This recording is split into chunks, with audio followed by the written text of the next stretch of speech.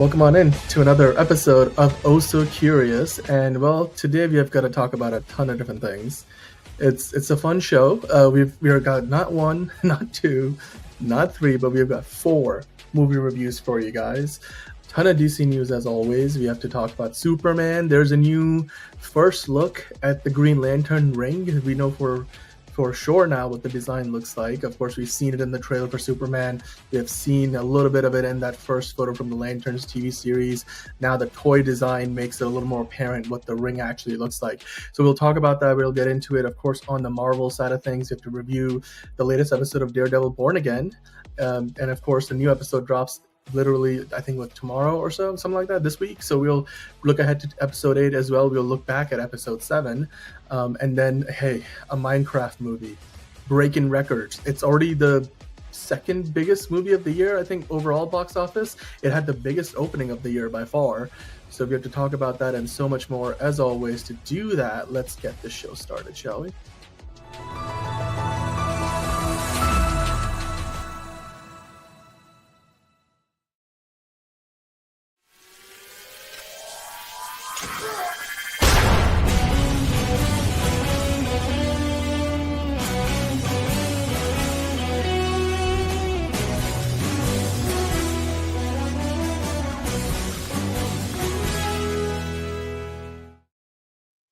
All right, welcome on to the show. My name is Daniel, and with me today, I don't have John today, but I do have Liz. How are you doing today, Liz?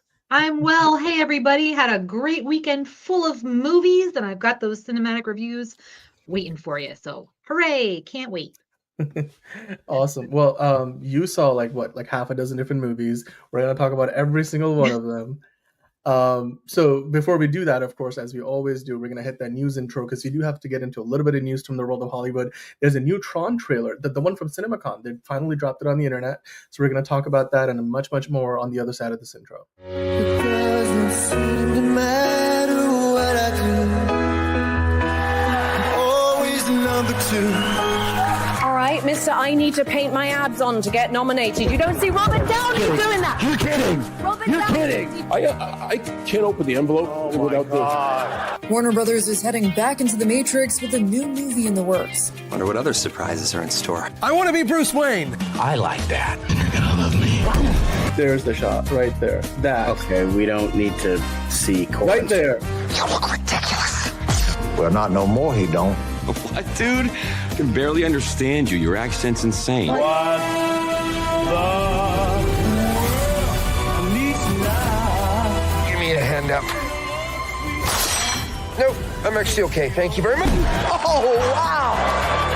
Wow.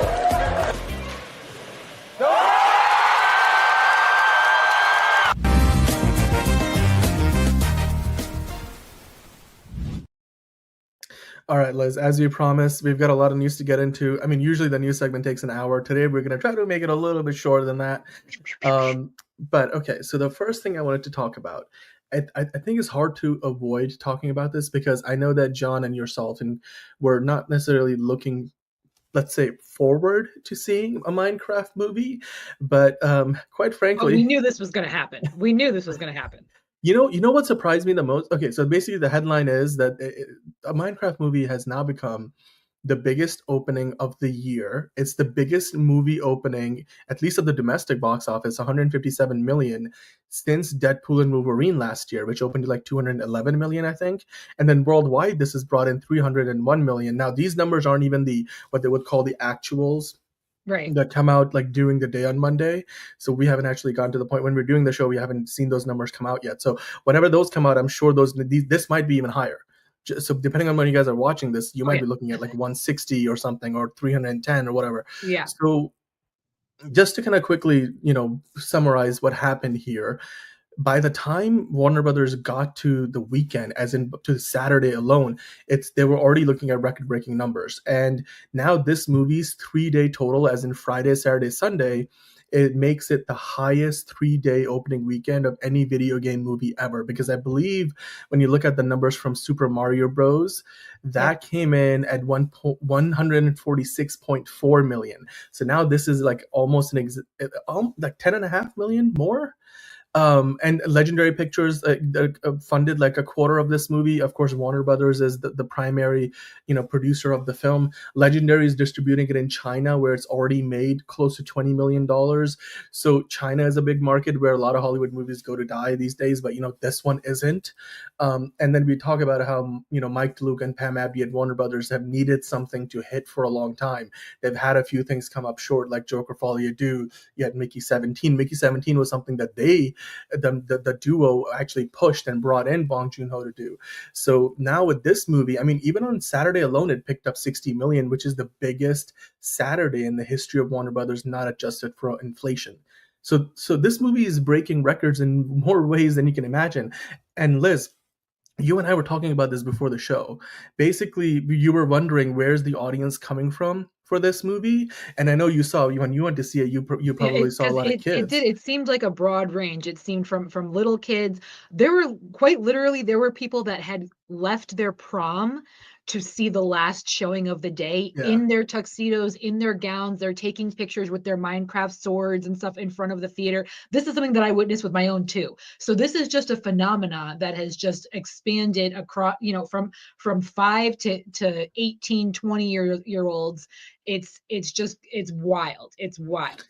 Yeah, I mean, look, the cinema score is a B+, which is kind of like what most Marvel movies get usually. It's like a safe score. It's not the best thing ever, but it's also not, people generally like it. But this is something they pointed out in this Hollywood Reporter article, which I thought was pretty interesting.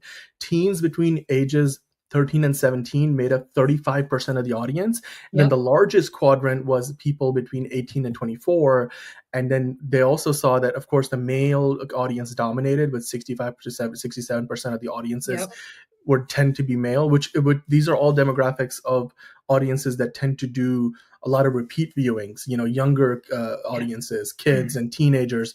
They'll go see it multiple times. And most of these people are giving it like 4 out of 5 stars. And most kids are giving it 5 out of 5 stars. So, I mean, the movie is based on Minecraft, which is the best-selling video game of all time. So you can imagine there's already a big audience for it. But in the past, we've always talked about, hey, will the gamers actually show up to the movie theater to watch the movie? And it looks like with this one they have. I mean, Liz, we're going to review the film later. People are feral for this movie. So I saw it on the third day. I saw it mid-Saturday, and I guarantee you there was at least 10 to 15 people in my theater who had already seen it multiple times at that point. That's crazy. Wild. That is wild. I mean, and we're going to get into a little bit more about, like, there's some seemly and unseemly things happening. But just from a box office standpoint, Liz, I just want to quickly ask you, for a Warner Brothers studio that has struggled, quite frankly. I mean, even in what was meant to be like a bad year for Disney, they ended up having a Deadpool, Wolverine, Moana, Mufasa, The Lion King. I mean, these are like 3 movies that brought Disney to like a $3 billion club for like the 3rd, 4th, whatever number of years in a row. Like, Disney has a bad year and they still have like $3 billion movies. Right. Whereas Warner Brothers and most other studios, Universal Pictures, and they all kind of struggle. So how much does it matter, especially in light of Mickey 17, which they spent over $100 million on? And then when you add up the marketing, I don't think that movie really made up its money back. Or even if it did, it barely broke even. Here, it was $150 million. And just on the opening weekend alone, with the domestic total, they've made up that amount. And then when you add in the worldwide total, I gotta imagine this movie's gonna be profitable by the time it gets to its second weekend. How much does that matter for a Warner Brothers studio where the 2 heads have publicly been under a lot of scrutiny, and supposedly David Zaslav, their boss, wants to fire them? Well, so I will say with Mickey 17, yes, they advertised well as far as like trailers and commercials, but I didn't really see any of the actors doing the talk show circuit, sitting down and talking about, you know what I mean? Whereas Jack Black and Jason Momoa made themselves extremely accessible, as did the rest of the cast. But you see it all over TikTok. You saw it, every time you would scroll through, there'd be a different commercial. So they marketed the hell out of this, and both Jack and Jason made themselves extremely available. They would sit down and now they've become kind of like this duo, kind of like The Rock Rock and Kevin Hart were with Jumanji. That's kind of the vibe we were getting from Jack and Jason. They were wearing matching cardigans, for goodness sakes. I mean, they have been making the rounds and getting the buzz going. So it doesn't surprise me at all. Like I said, I've been saying it just because, again, I know the demographic. My nephews love Minecraft. I've played Minecraft myself, so I had an understanding of the basic premise of what this movie was going to be about. But these fans are feral. I have not seen this kind of turnout. I mean, it's not even a fair comparison, but like I remember like the last Minions movie, everybody was dressing up, wearing the overalls, wearing the yellow beanie with, and they put the single eye on it or whatever. That was the last time I really remember audiences just running amok to see a film, and it was the same kind of energy. I mean, these were like rabid raccoons going through this film. It's wild. It's just wild. So I mean, It's so more power funny, to yeah. them. Yeah. Yeah, it's just because again, between like us who are on the show, and then even a lot of you guys watching potentially, like we maybe are not the target audience, right? So like we all tend to live in our own bubble. So we're like, yeah, this movie's not going to make a ton of money. But I mean, the projection, but here's the thing: the projections for this movie were coming in around 100 million, and then they kept rising. But I don't think anybody expected 157, or like by the time you get the actual numbers, like the Monday actuals, it might be even over 160, and then over 300 worldwide. This is literally, I think this is probably one of the biggest movie launches for Warner Brothers in a long time. I can't even remember the last time they had a movie that did as well as this. Maybe Barbie? That might have been the last one. Sure. Yeah. So, and it's only going to get bigger. Like you said, we still haven't even got the completed Monday numbers yet. But I'm telling you, it's probably going to dominate this coming weekend as well at the box office. I would not be surprised, regardless of everything else that is out. These fans are not going to let up. It's like you said, people have already seen it multiple times, and we're only on, this is now what, day 5. It's wild. It's wild. It is wild. It's a phenomena, really. I mean, I understand it to a point, but at the same time, I'm like, holy shit. Like, you want to talk about butts and seats, they done did it. It's wild. Yeah. I mean, Liz, do you think this movie is capable of getting to $1 billion, given that's already made 300 on the opening weekend? I think worldwide, yeah. I think so. I really do. Yeah. I mean, because we're whether it merits it or not, it's just crazy. It's crazy. I mean, because I was gonna look at like what's like the Thunderbolts movie comes out on May 2nd, so that's like that's a month away basically. So this movie has a good amount of runtime, and they've been marketing the crap out of themselves as well. I hope they start making the interview circuit though, because I really haven't seen a lot of the cast sitting down and talking about the film. But they've cranked out a newer trailer recently. So I mean, here's hoping they pull in some big numbers. I'm pumped for it. Yeah. I mean, we talked about, I think on Friday, we went through the Disney panel, or I think it was Thursday, we went through the Disney panel. And yeah, I mean, they brought out the cereal box on stage at CinemaCon. And I think they've actually, it's the most beautiful thing I've ever seen. That's what John was going to say. Because if you were in the audience at CinemaCon, I think you might have actually had a chance. Like, I think they gave them out. Like, so...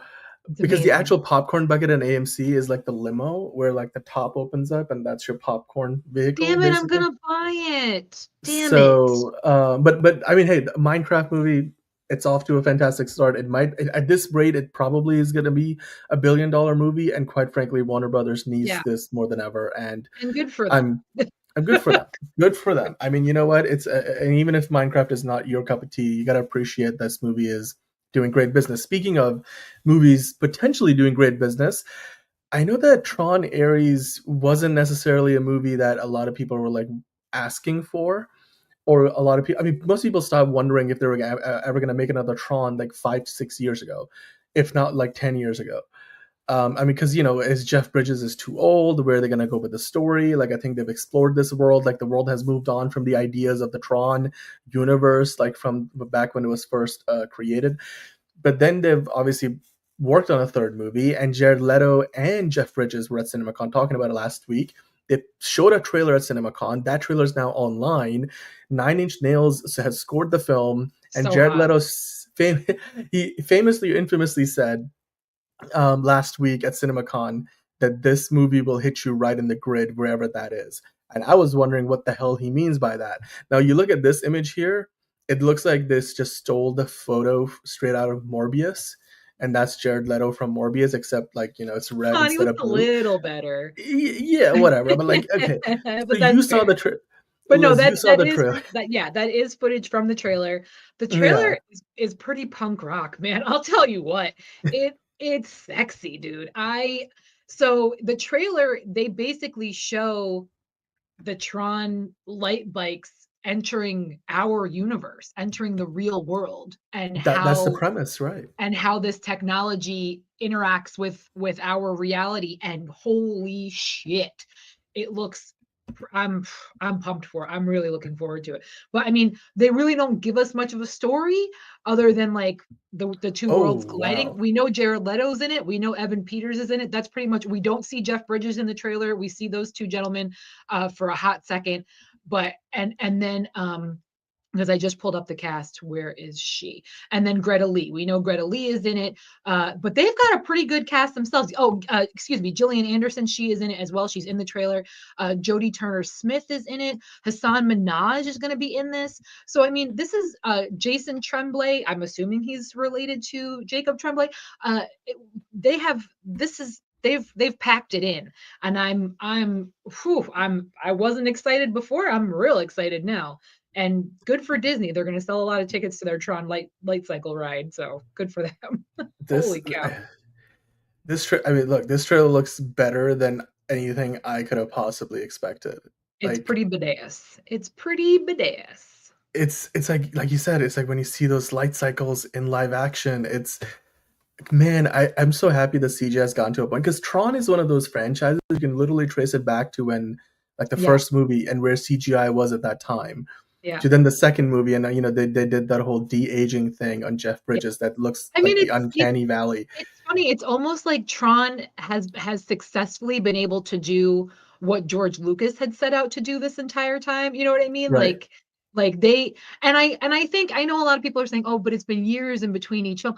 I think that's by design. I think that's purposeful, because they want to make sure that it looks as slick and as clean as it can possibly look for that time period. And it looks to me like they have done it successfully yet again. I mean, holy cow. This trailer is something exciting for sure. Yeah, because to me, I was gonna say, like, exactly. It feels like each of the three Tron movies are a great representation of where VFX technology is at that time in the industry. And it's like each one builds on top of the other. I just don't think like this, like even when what was the last one? Tron Legacy came out, you couldn't do a lot of the stuff the way they're doing it here and make it look as photoreal. Glowy ring whatever thing too. I bought the shit out of that, boy. Oh my God, the marketing. Good for them.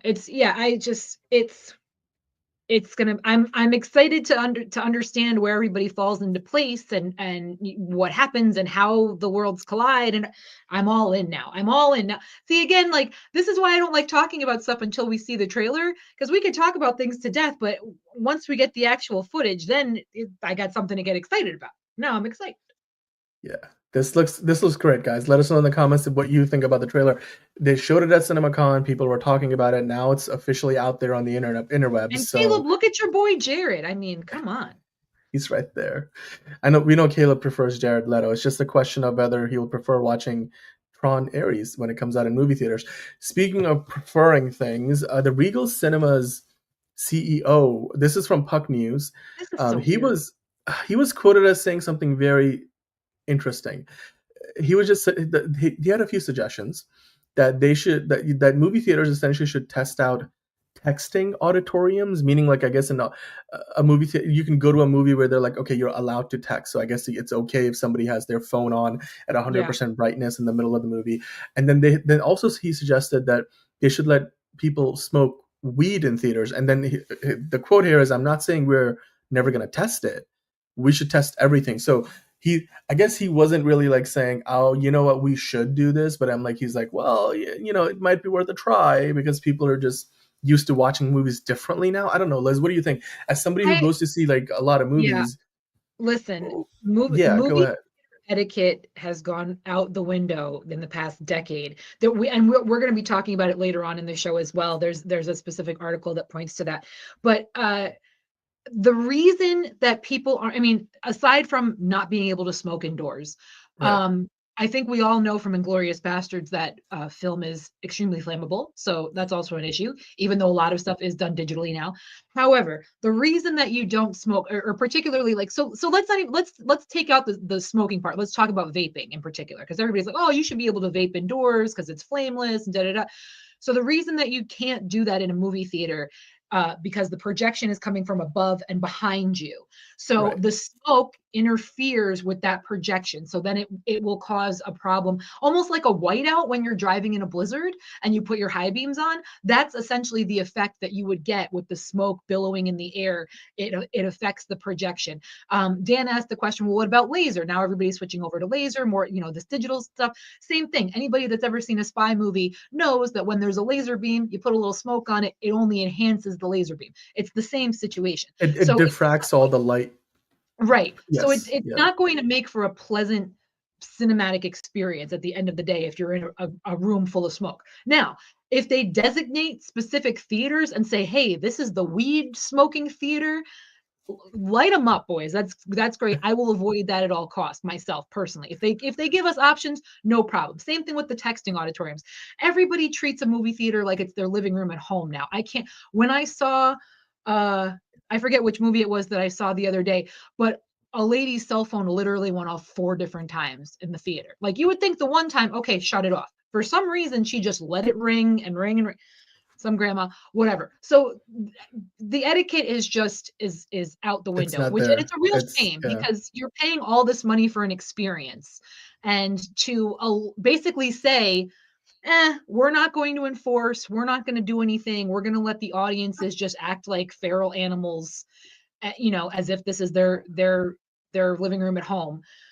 Okay, but and then but then what's gonna happen is they're gonna bemoan, how come nobody's coming to the cinema anymore? Well, because I'm not paying $15 to be pissed off at my fellow man. Right. You know what I mean? So Yeah. I mean, I think we'll see. you know what. I think this is wild.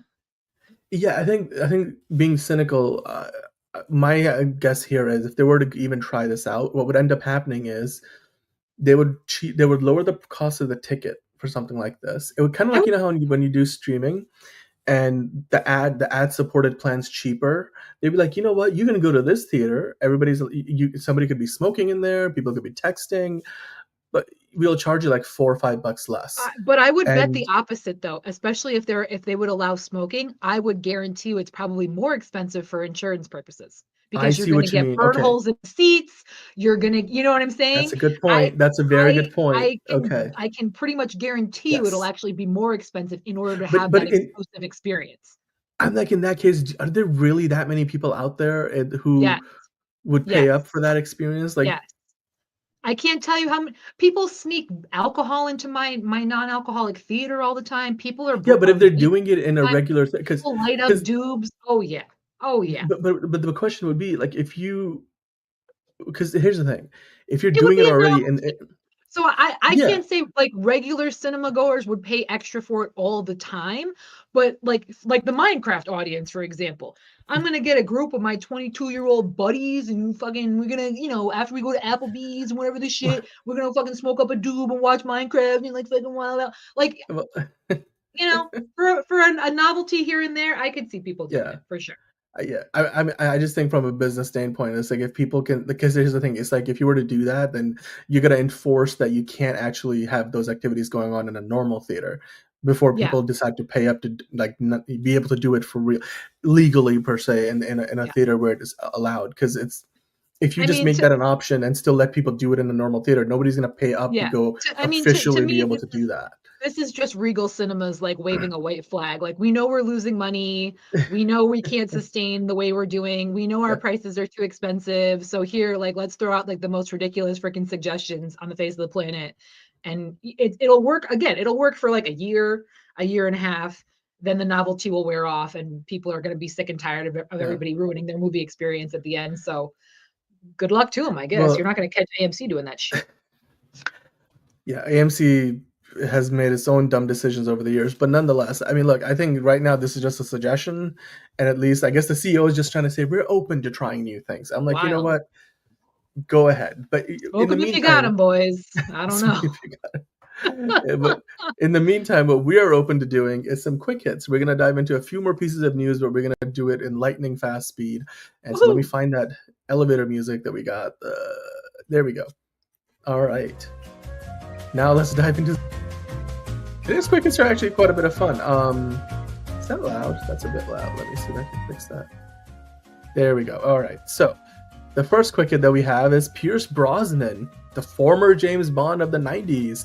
He gave his blessing recently to Aaron Taylor Johnson, aka Craven, and Quicksilver, if you remember the second Avengers movie. And he gave his blessing, Pierce Brosnan did, for Aaron Taylor Johnson to play the next, or potentially become the next James Bond, saying he would do great. And of course, the two of them starred together in The Greatest, which was, I forget how old that movie is, but the two of them were in, it was 2009. But this is what Pierce Brosnan said: "I think he would be very good. I cast him in one of the movies I made a long time ago called The Greatest, actually, and he played The Greatest." So, I mean, Liz, do you think it's a good sign that one of the former 007s is endorsing Aaron Taylor Johnson? Does that make his case for the role a bit stronger? Does it make him the top choice in the eyes of Amy Pascal and David Heyman, who are now the people in charge of casting the next Bond? I mean, they'd be real dumb not to. He's attractive as fuck. He's got a great accent. He's a good actor. He looks real nice in a suit. I mean, I don't know that Pierce Brosnan's exactly relevant since Daniel Craig was our most recent Bond, but cool. And I mean, again, the fact that he's worked with him before makes sense. So, I mean, as far as I'm concerned, the entire world is endorsing Aaron Taylor Johnson. I don't know anybody that would have a problem with this because, again, he's a smoke show. So good for them. Good for those guys. Yeah, I was just gonna say he would make a pretty kick-ass Bond. So he'd make a great Batman too, Aaron. Yeah. Whichever way. I mean, I think he's still somehow not gotten that true breakout Aaron role. could be Batman and Pierce could be Alfred. Come on. I would pay for that. I would pay for that movie 10 times out of 10. Totally. Well, but James Bond, on the other hand, yes, we'll just have to find out. He's, I think, like you said, Liz, he's probably already one of the better options, and now that he has Pierce Brosnan's approval, why not? All right, so the next story we have is Arnold Schwarzenegger, another star endorsing a younger star, basically. Arnold Schwarzenegger gave Glenn Powell his full blessing for the Running Man remake. Of course, Arnold was in the original movie, and it's now being remade, and then they were at CinemaCon last week promoting it. They showed some footage, which hasn't made it to the internet as far as I'm aware, but Glenn Powell looked fantastic in it from all accounts, and Glenn Powell actually at the event said, we got to give Arnold a very specific fun gift, or we get to give Arnold a very specific fun gift from the movie in a couple of weeks here, where I guess he's going to be meeting up with, I forget the reason why he specified, but Gunn Powell did say that Arnold Schwarzenegger gave them his blessing. Patrick Schwarzenegger is a great friend of mine, and I asked Patrick if I could talk to Arnold. So it looks like Glenn Powell has squared things away with Arnold. Liz, are you a fan of the original Running Man? I mean, what are your thoughts here? It looks like Arnold's happy that I saw it once a very long time ago. I don't recall it that well. I'll have to watch it again. But I mean, again, Glenn Powell, smoke show, great accent, looks good in a suit. He can do whatever the hell he wants. And Arnold's not a dumb man. He knows a good looking man when he sees one. He gets it. So good for them.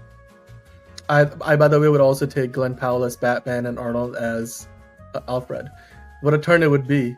Going from playing Mr. Freeze. Like an aging Mr. Freeze in like the villain's old folks home or some shit. Yeah. Why not? Okay. Cool. All right. Moving on to the next thing. Ana de Armas recently said that she's open to starring in Evelyn Hugo's film adaptation. She said that I think one of the things I love about acting in my career is to be able to do everything. You have to try all the things you can. She, of course, has done a lot to diversify her portfolio of movies from the time she started out. And now she's like, you know what? I will be totally up if they wanted to do an Evelyn Hugo film adaptation. Liz, have you read the novel? Is this something that you're interested in? Or Would you be interested in seeing? I know nothing about it. I do like Ana de Armas, but I feel like a lot like her casting the past couple of films has been hit or miss. Like certain projects she's great for, other projects not so much. So I'll be interested to see how she does with something like this. But again, I'd have to familiarize myself with the story first. But I like her. Again, I'm looking forward to seeing her in Ballerina for sure. She was great in Knives Out. So you know what, girl? Go ahead, get that check. Good luck to you. So apparently this is a big fan casting. Like a lot of people have been wanting this to happen. Oh, cool. And a couple of years ago, Netflix announced they're adapting the novel, The Seven Husbands of Evelyn Hugo. So it happens to be one of those movies that's not really an action adventure film. And Anna has been doing a lot of those. Of course, she's doing Ballerina. She did James Bond. So she's basically what she was trying to say is I'm willing to switch things up. And I feel like that's a good thing to diversify. I have seen this book on bookshelves for quite some time, so good for her. I'm just reading the little synopsis of what it's about. I might have to read it. Cool. Another book to add to my pile. Well, it looks like we don't have a casting for it yet, but Ana de Armas could be the one to take the role on. That would be fantastic. All right, moving on to good luck to Ana de Armas, who's probably going to have a fantastic year with Ballerina and whatever else comes her way. So the next story, this is going to wrap up the quick hits for today, but Godzilla and Kong 3 is now officially filming. It's set to come out in theaters in March 26, 2027. So it's still a couple of years out, Liz, but they're already starting to work on it. I mean, where else can they go with this? They've already had Mini Kong, Liz. I mean, are you excited about this? Would you go see this when it comes out in 2027? I'll see it. I love Godzilla. Kong is hit or miss for me. I think I've fallen asleep successfully in every single Kong film since Samuel L. was with them. But yeah, and I'm pretty sure I fell asleep in both Godzilla and Kong 1 and 2. But sure, I mean, like, you know what? At the very least, I'll get a nice snooze out of it. So good for you guys. Yeah, I mean, for me, they really jumped the shark after, what was it? Yeah. I thought it was after the one with Sam Jackson. I think after that, I say all of that to say, you know, I'm going to see it. I'll be seeing it. I might just miss like 10 to 15 minutes while I have a little nap. It's all cool. It's all cool. I'm sure we'll talk about it whenever it comes out. I mean, hey, this movie franchise has been one of the other things that Warner Brothers has been able to rely upon to make them quite a bit of money. So I'm down. All right. Well, Godzilla Minus One is still the best. Still the best. Yeah. Although not officially part of the same franchise, but yes, it is a Godzilla movie. So it's like the exact same Godzilla. So yes, but canonically not the part of this. The events don't count. But anyway, guys, let us know in the comments down below which of the news stories did you like the most there. Of course, a lot of different things. You got Godzilla and Kong as you're talking about. You've got Ana de Armas talking about taking on Evelyn Hugo for Netflix. Of course, Arnold Schwarzenegger giving his blessing to Glenn Powell for The Running Man.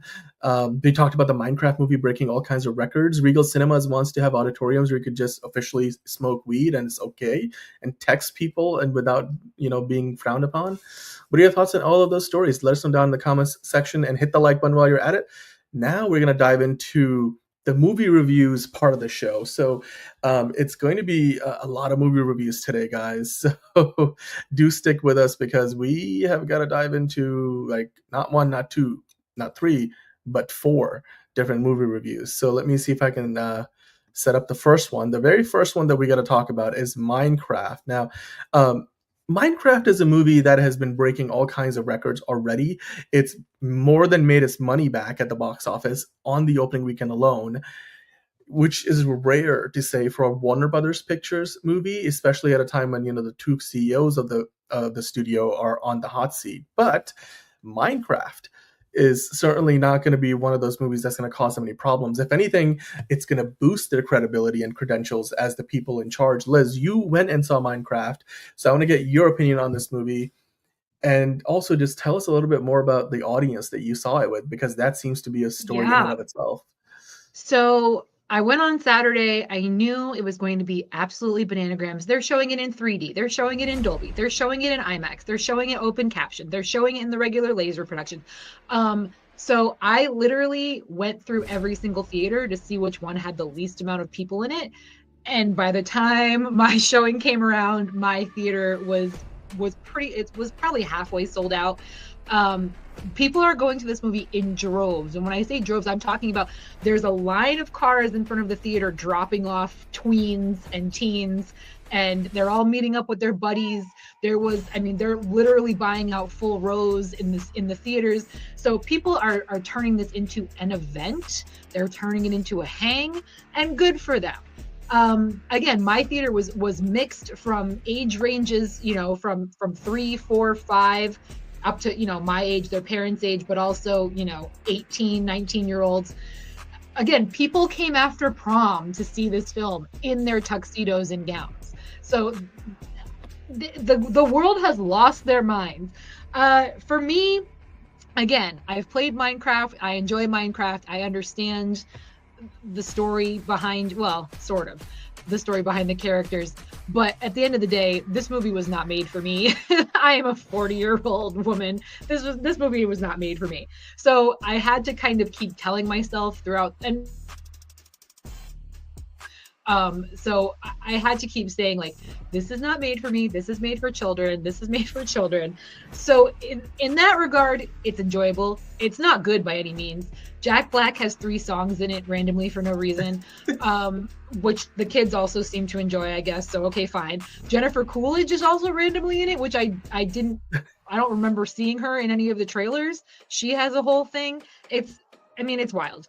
But if you are getting together with your 20-some-odd-year-old buddies and you're getting high after going to Arby's, this is the film for you, I guess. It's bananagrams. But, again, being in a full theater, listening to all the kids laughing and having a good time, it made it worth it at the end. Did I fall asleep for like 5 to 10 minutes? Yeah, sure did. But so I say all of that to say what shocked me was, again, I saw it on the 3rd day of its release at like a noon showing. So there's only, they started showing Thursday night, Friday all day, and then Saturday by noon. The entire back row of my theater would randomly shout out lines from the film, and perfectly in sync. So I don't know how many times they saw the movie by that time, but like, it was kind of impressive. And apparently this is a trend that is going on in Minecraft theaters across the country. Some people are getting pissed off by it. Some people are taking it to like the next level and being really extra rowdy and throwing their popcorn in the air and whooping and hollering. My guys were pretty respectful. They said the line, gave each other congratulatory woos and claps and whatever, and moved on and let us enjoy the rest of the film. But I can understand how people are getting a little pissed off because, like I said, these audiences are just feral raccoons at this point. They are just feral. I don't know, do we want to call them feral goats? Do we want to call them feral coyotes, feral pigs? Take it from any of these characters that are in the film, feral chickens. But audiences are losing their damn minds for Minecraft. And you know what? Good for them. Yeah. I mean, it's that chicken jockey trend, right? That's because Steve is the character Steve, played by Jack Black. Like whenever I think they get into that sequence where there's a boxing ring, and so I don't remember them shouting out that scene specifically, but when Jack Black said, "I'm Steve," they did it. When Jack Black is going through his inventory in his secret stash, they're shouting out all of the weapons as he's going through it, my blades, all like things like that. Everything from the game. It seems like the trend is that anytime it's something from the game, it's like a game reference, people are going crazy, and that's what. But I'm in the theater and I'm like, I must have missed this TikTok. I must have missed this. You know what I mean? Like, I'm like, I must have missed this. But then I read this article about how it's again, these people are feral. It's a feral audience. So my question to you, because when you look at this article, like you mentioned, the reactions are kind of very diverse. Again, if you're respectful about it, it's fine. But if you have people that are like the ones that are mentioned in this article where they're granted, listen. Again, because it's also a little kids movie too, so the movie theater is always going to get trashed when it's a kids film. They're just it's inevitable. They're always dropping the box of popcorn. They're always dropping their soda, their slushy, whatever.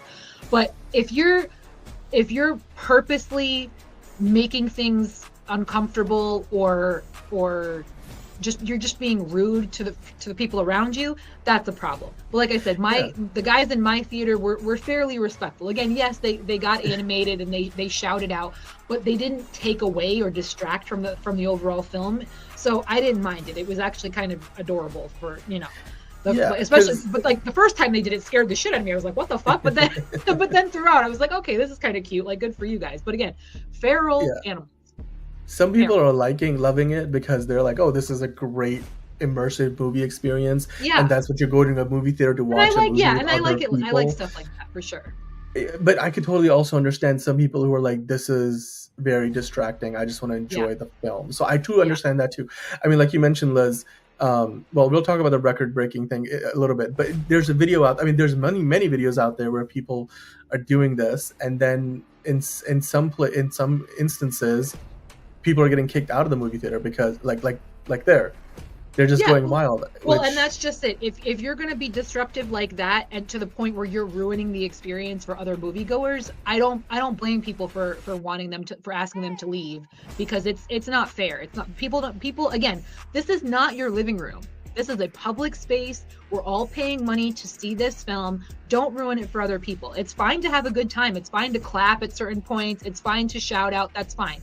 But when like these guys, when you're getting rowdy, when you're standing up, when you're blocking the screen, when you're throwing things, and you're, I don't want somebody else's popcorn spilled in my lap. Like, there's a measles outbreak right now. Like, get away from me. I don't even like strangers sitting close to me in the theater, let alone you don't want to be. So I understand. Like, that's too far. That's way too far. And it's not fair to the staff. It's not fair to the audience. So, I get it. Yeah. Well, I mean, the Rotten Tomatoes score for this is not pretty for the critics. It's sitting at 48%. But again, it's not a good movie, guys. It's not good. So the critics don't like it necessarily. Yeah. But the audience is 87% is much, much higher. And I mean, clearly, there's, like you said, there's a very specific, demographic of people which this is aimed at, that are going to see this not once, not twice, not three times. Who knows how many times. Yeah. I guess the question will be, will this feel like one of those like meme stocks where everybody jumps on it immediately and then hops off as soon as it's not the hottest new thing, or will people keep coming back to it like week after? Because my question is, like, it's now beaten the Super Mario Brothers opening weekend record of 146 million. Now it's made 157, possibly more once we get the final numbers. But that Mario Bros movie had staying power. It made over $1 billion. It was the highest grossing movie of the year until Barbie came out that year. It ended up being the second highest of the year. Well, I said it on the show. I liked that movie more than I thought that I would. Minecraft pretty much met my expectations. I knew it was going to be garbage. It is garbage. I did not enjoy it. I never need to see it again. But again, I'm happy the little kids are having a good time. And you know what? I'm happy that Gen Alpha, or whatever the shit we're calling them these days, is having fun too. So good for you guys. Tear it up, but respect. There we go. I mean, Liz, two questions then. Do you think this movie has the staying power to make $1 billion? And then would you recommend somebody go check this out in a movie theater? I don't recommend anyone go see it at all. Wait for streaming. It's trash. But again, if you want to get into a theater with like-minded feral audiences, by all means, it is certainly an experience. It's a wild ride. But I don't think you need to suffer the chaos that is a packed movie theater for an hour and a half of garbage, personally. Again, if you have little kids, fine. I could understand, get your night out of the movie theater, but the older kids are probably going to ruin the experience for you, as again, with the footage that you've just seen. So I would wait, but I definitely think it's going to worldwide $1 billion for sure. Pretty sure. We're there. All right. Well, guys, let us know in the comments down below. Is this a movie that you're going to go check out for yourself? And Liz is not necessarily recommending it, but maybe your experience was very different. So hit the like button while you're at it. And of course, if you got to see it, if you had a good or bad experience, we welcome you to leave us a comment down below letting us know what you thought about the movie. What was your favorite part? Were you one of the people who were tossing up the popcorn in the air like you just don't care? Or were you one of the people who was annoyed by the person next to you doing that to you? Of course, we'd love to hear from you. Hit the subscribe button. We're doing movie reviews on this channel each and every week, sometimes multiple times a week. So, we're pretty regular on the regular. So we would love to hear from you guys. We're not done yet. we've got like I don't know how many more movie reviews to do. We're just gonna move on to the next one. So, you know, it was a long time ago, and I want to say a long time ago because the movie news, moves pretty quickly, and it seems like a lot has happened since I saw the trailer. But we talked about the trailer for The Friend on the show a few weeks back, at least a few weeks back, I believe. And it had Bill Murray in it, and then I was talking to John about that. I mean, Bill Murray. I just said that weird. Bill Murray, Naomi Watts. The cast looked stacked. I did not know what the movie was really about, but I was interested in the film. I forgot that the thing was anywhere near close to coming out, but it seems like it's finally out. And Liz, you went and saw it. So I want to get your opinion on this. What did you think about The Friend? Is this something that surprised you? Have you been looking forward to it? What are your thoughts on the movie? I will say I'm going to keep this short and sweet. So it's Bill Murray, Naomi Watts. There's a couple other people in there. It's a dog movie, gang. It's a dog movie. So right off the bat, I have not been looking forward to seeing this because I just have not been in the mindset to watch a dog movie. Spoiler alert, it's okay. The dog lives. So that's all I'm going to tell you. It's a nice, sweet story about a friendship, about, mourning a friend, trying to figure out what to do to hang on to their legacy. It's about writers, so all of the characters are really pretentious and annoying, in my opinion. They're all kinds of full of themselves, but the dog is delightful. Like, just go see it for the dog. The dog's name on the movie is Apollo. I don't know what the dog's name is in real life, if that's his still. But what a wonderful fucking dog. So go see it. Literally the entire film, I'm like, all right, when's he gonna die? When's the dog gonna die? Because the dog always dies in dog movies, but it's okay. The dog lives, guys. That's the only spoiler I'm going to give you.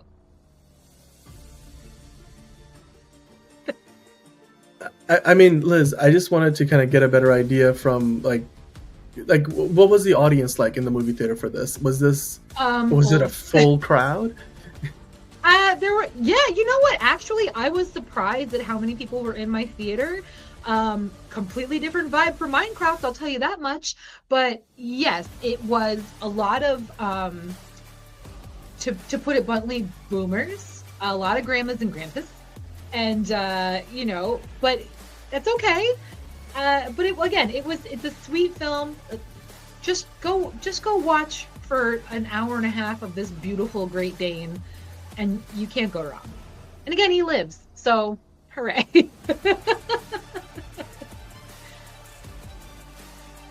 Yeah, it's funny because, like you said, is that a spoiler though? Does that spoil the movie for somebody? No, because it's not about the dog. It's about the friendship between Naomi Watts and Bill Murray. Bill Murray's character passes away. You see this in the trailer, so I'm not giving anything away. He passes away and asks Naomi Watts to take care of this dog of his. Bill Murray is not the greatest guy. Like, his character, I should say, is not the greatest guy. So they have a little bit of, a rocky road as far as their friendship is concerned. So she is kind of trying to grapple with her own feelings while also trying to deal with this dog, because she's not a dog person. She's not even allowed to have a dog in her building. So she's kind of alienating her building. She's in danger of being evicted, but she's trying to do right by this dog because this is, the only real legacy that her friend has left behind for her. And again, she's still trying to grapple with her own emotions and how she feels about his death. So, like I said, the characters are writers, so it's very pretentious. They like to hear themselves talk. They like to narrate their lives as it's some mystical ethos going out. I can't explain it any better than that, but again, there's a beautiful Great Dane in it, and just look at his beautiful face, and just watch the movie for his beautiful puppy little face, and he lives. So it's okay. You can see it, you can handle it. You're not gonna end up falling apart in the last 10 minutes, because the dog lives, and that's all that matters. Oh, you're muted. I'm sorry. Okay. There it is. I was just gonna say, the final question I was gonna ask then is, would you recommend this movie to somebody else if they wanted to go see it in a movie theater, or is this one that you can potentially wait to see at home? Again, I feel like people could wait to see it. It's a nice one for mom and dad, for grandma and grandpa. It's a nice one for them. It's a decent date night one, but it's it's it's not an action. It's certainly not a comedy. Again, yeah, you get a little giggle here and there with the dogs. Some of the characters are a little outrageous. There's actually Constance Wu is in it. Carla Gugino. I can Gugino. never pronounce. Thank you. I Gugino. can never. I've Yeah. met the woman and I still can't pronounce her name properly. Again, Bill Murray, Naomi Watts. So there are a number of players in here that you recognize. Oh, I'm sorry. Apollo's name is Bing in real life. Oh, and Ann Dowd is in it. Everybody knows Ann Dowd from Handmaid's Tale. So it is a good film. I did enjoy it.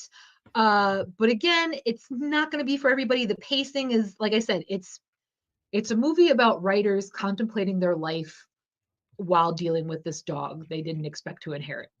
So pretentious, a lot of talking, a lot of thoughtfulness going on, but a sweet, wonderful, beautiful Great Dane named Bing, apparently. Well, I mean, the dog looks really cute. So, He's so cute. if you guys He's want to the watch a good goodest dog boy. movie, He's the he's the goodest goodest boy. boy. You can't get any better than that. And you know what? It's always great when you have at least one good dog movie out there for the people to watch. So if you do go to a movie theater near you and you want to watch a good movie about man's best friend, go Take your watch grandma The and Friend.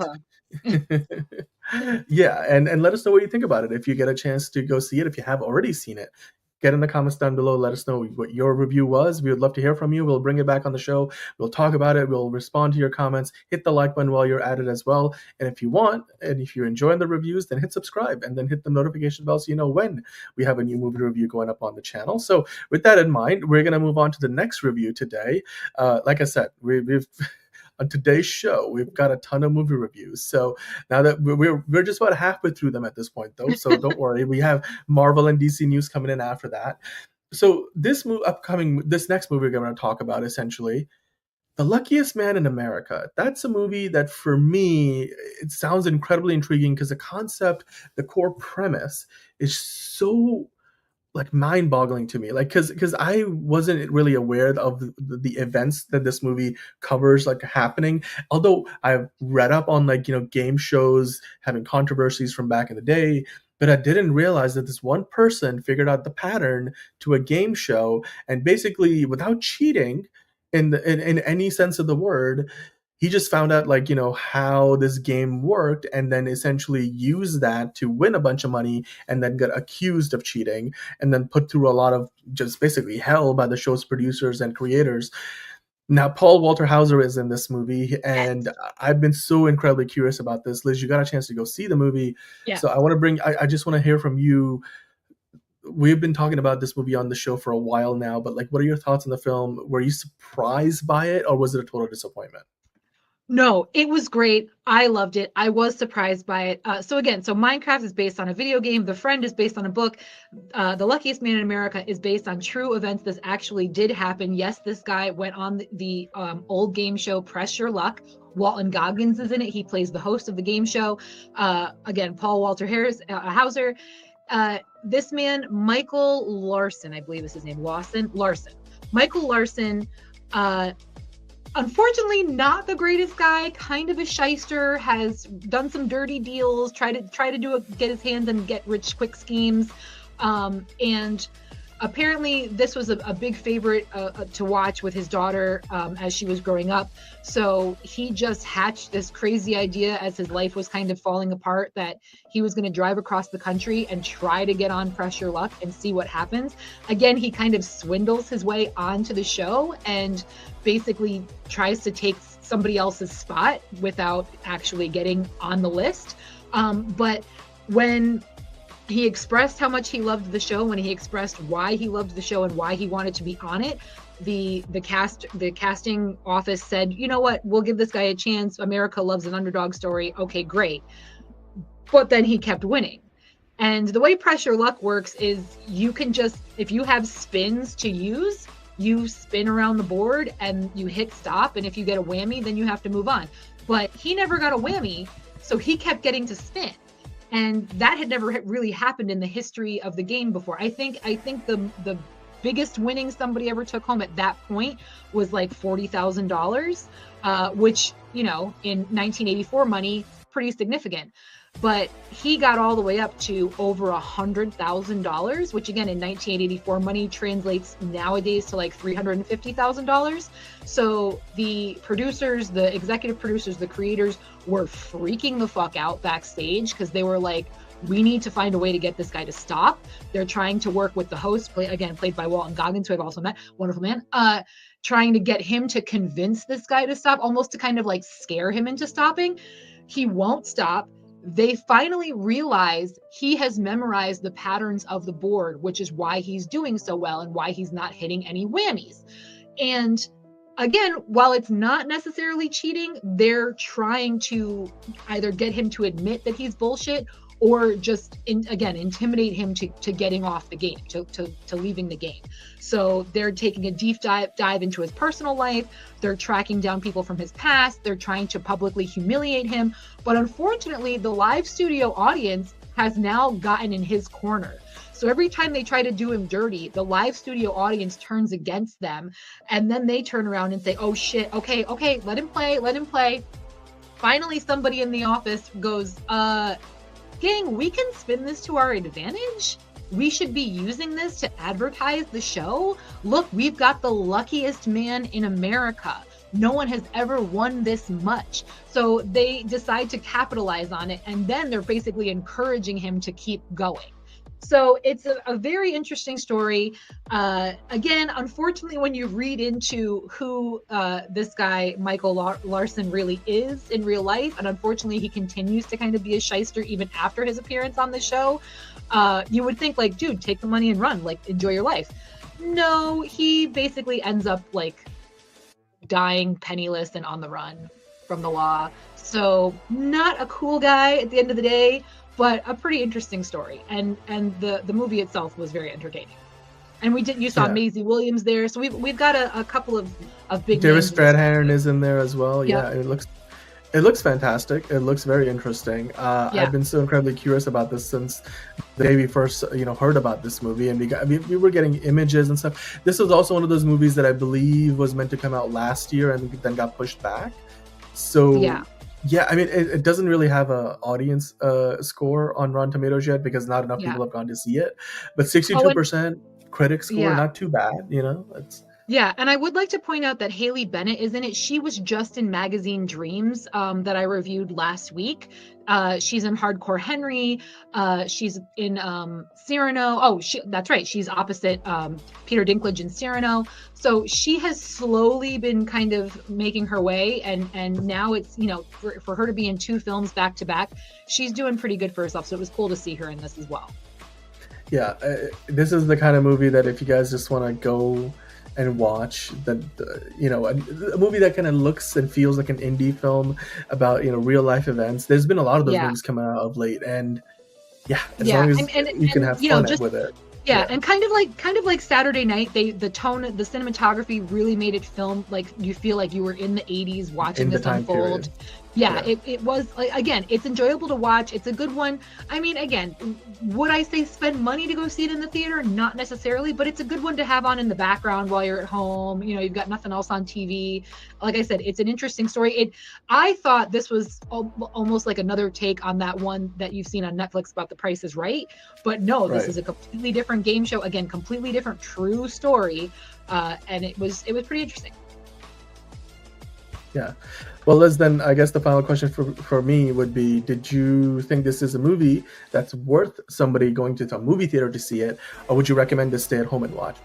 Again, I don't know that you need to necessarily spend money on it because, like I said, at the end of the day, that guy Michael Larson is still kind of a shithead, and even though like you're rooting for him because it is technically an underdog story, there's a reason he's the underdog, and there's a reason that his life is in shambles and shit by the time he gets on the show. So it's kind of hard to like root for a guy that puts himself in these situations on purpose. So again, it was entertaining for sure, and like I said, it was an interesting story. But I don't know that I'd spend money on it again. Well, there you go. I mean, that's again one of those things where, look, everybody has a limited amount of time and effort that they want to put into just what a lot of people consider a luxury, and going to the movies these days is a luxury. So if you want to go and spend that time and money and watch A Luckiest Man in America, great. Otherwise, I'm sure it'll be on streaming somewhere down the road. But hey, that will do it for this review. Guys, let us know in the comments if you saw The Luckiest Man in America and what did you think about it. And if you did see it, then we'd love to hear from you. Hit the comments down below. Hit the like button while you're at it. We are here doing movie reviews once a week, sometimes twice a week. Sometimes we do 5 reviews in one show. We'll just keep on going. So hit the subscribe button, hit notification bell. And while you do that, we're going to move on to yet another movie review, because we now have to talk about what I am. This movie. Freaky Tales. Like what Liz just said, Freaky Tales is a movie that has literally been on my mind since the day I saw the trailer. I was like, Pedro Pascal's in this? America's Daddy's in this? What? And then when you watch the trailer, it looks straight out of the 80s. It's got like that Stranger Things kind of like retro vibe. 1987. So Liz, without further ado, I just want to hear about it. What did you think about this movie? Was this everything that the trailer promised? You sound excited, so just go right ahead. No. So Freaky, it's hard to explain this one to you, gang. Freaky Tales is essentially 4 separate stories that converge and all meet at the end. It's wild. It's loosely based on a real time period, a real situation. It was 1987 when the Warriors were facing the Lakers in the NBA playoffs. But that's pretty much the only true thing about the storyline. Normani is in it. Pedro Pascal is in it. Ben Mendelsohn is in it. Too Short is in it. He actually narrates it, and the majority of the songs are based on Too Short songs. Jack Champion, who we've started to see places, he is in it. Gang. It's a wild ride. It is a wild ride. And again, same thing, just like The Luckiest Man in America, it is shot in a way that is very much reminiscent of a 1980s film. It's got that cinematography that makes you feel like you're like you're watching an old VHS in your Betamax, your Zenith TV. It's really, really enjoyable. It's wild. It's outrageous. It's out there. But at the end of the day, what really matters it's about Nazis getting unalived with a samurai sword, and I'm here for it all day, every day. There is also one really special cameo in it that I'm not going to share because it was so outrageous and just so unexpected.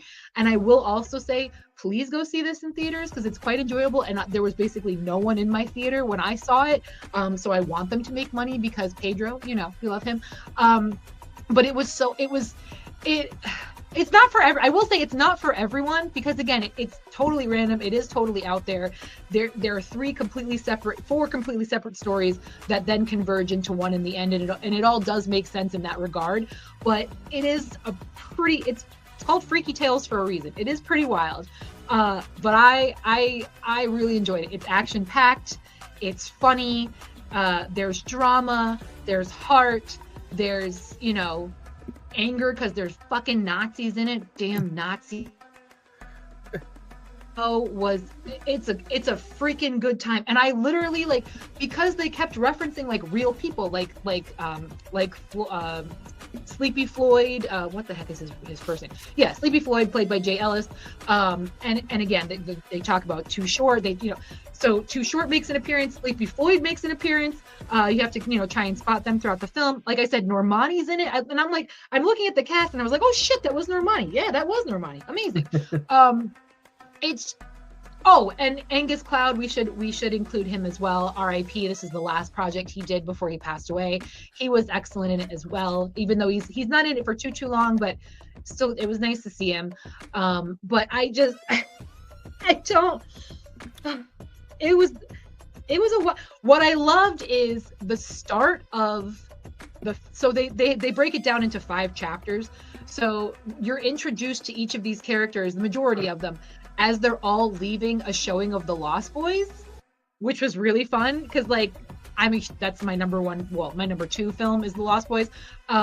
So as they're all like walking out of the theater, they're talking about the film, but they never actually say what it is. But like, if you're like me and you're a diehard Lost Boys fan, you knew exactly what the fuck they were talking about, and it just made you so happy. So I just like, I'm just word vomiting now because it was just so it's very original.